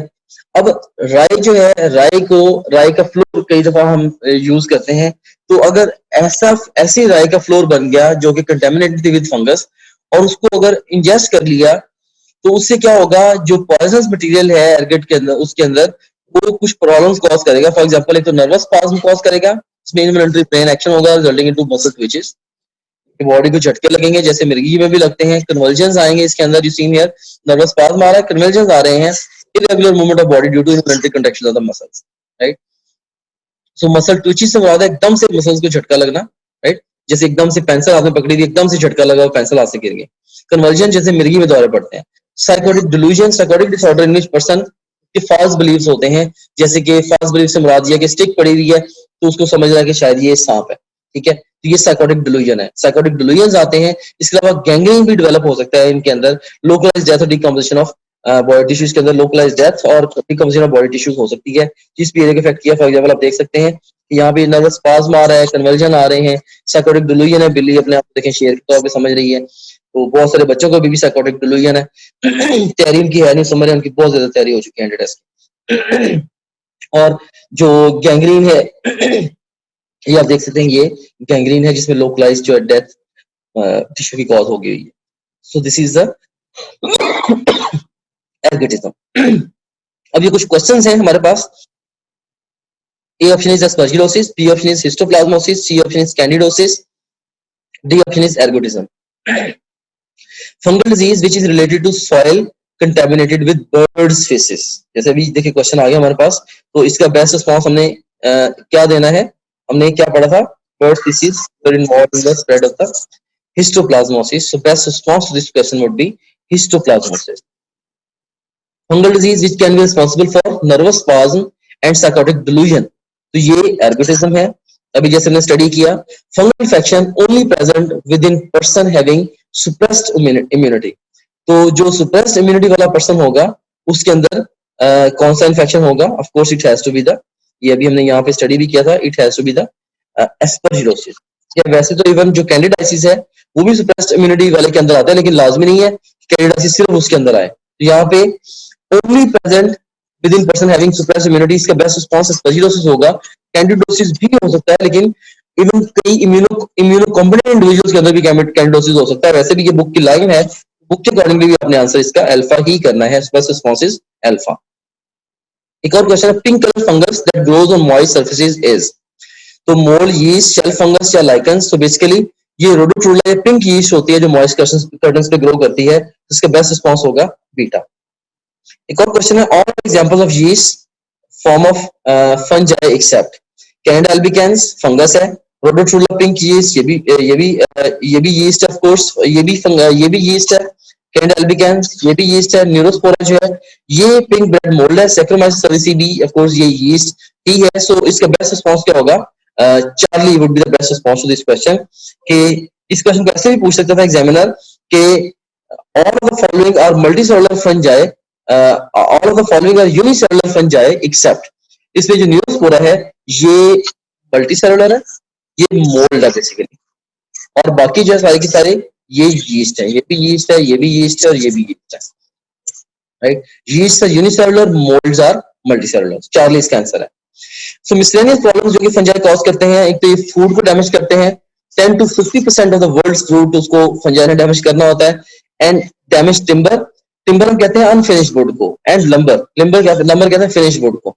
जैसे अगर दरख्त काट कर रख लिया है वो टिम्बर है, और जब उनका फर्नीचर बना कर रख लिया वो लंबर है. या से फर्नीचर नहीं भी बनाया, उनको प्रोसेस कर लिया, थोड़ी सी फिनिशिंग कर दी उनकी, तो वो भी लंबर है. सो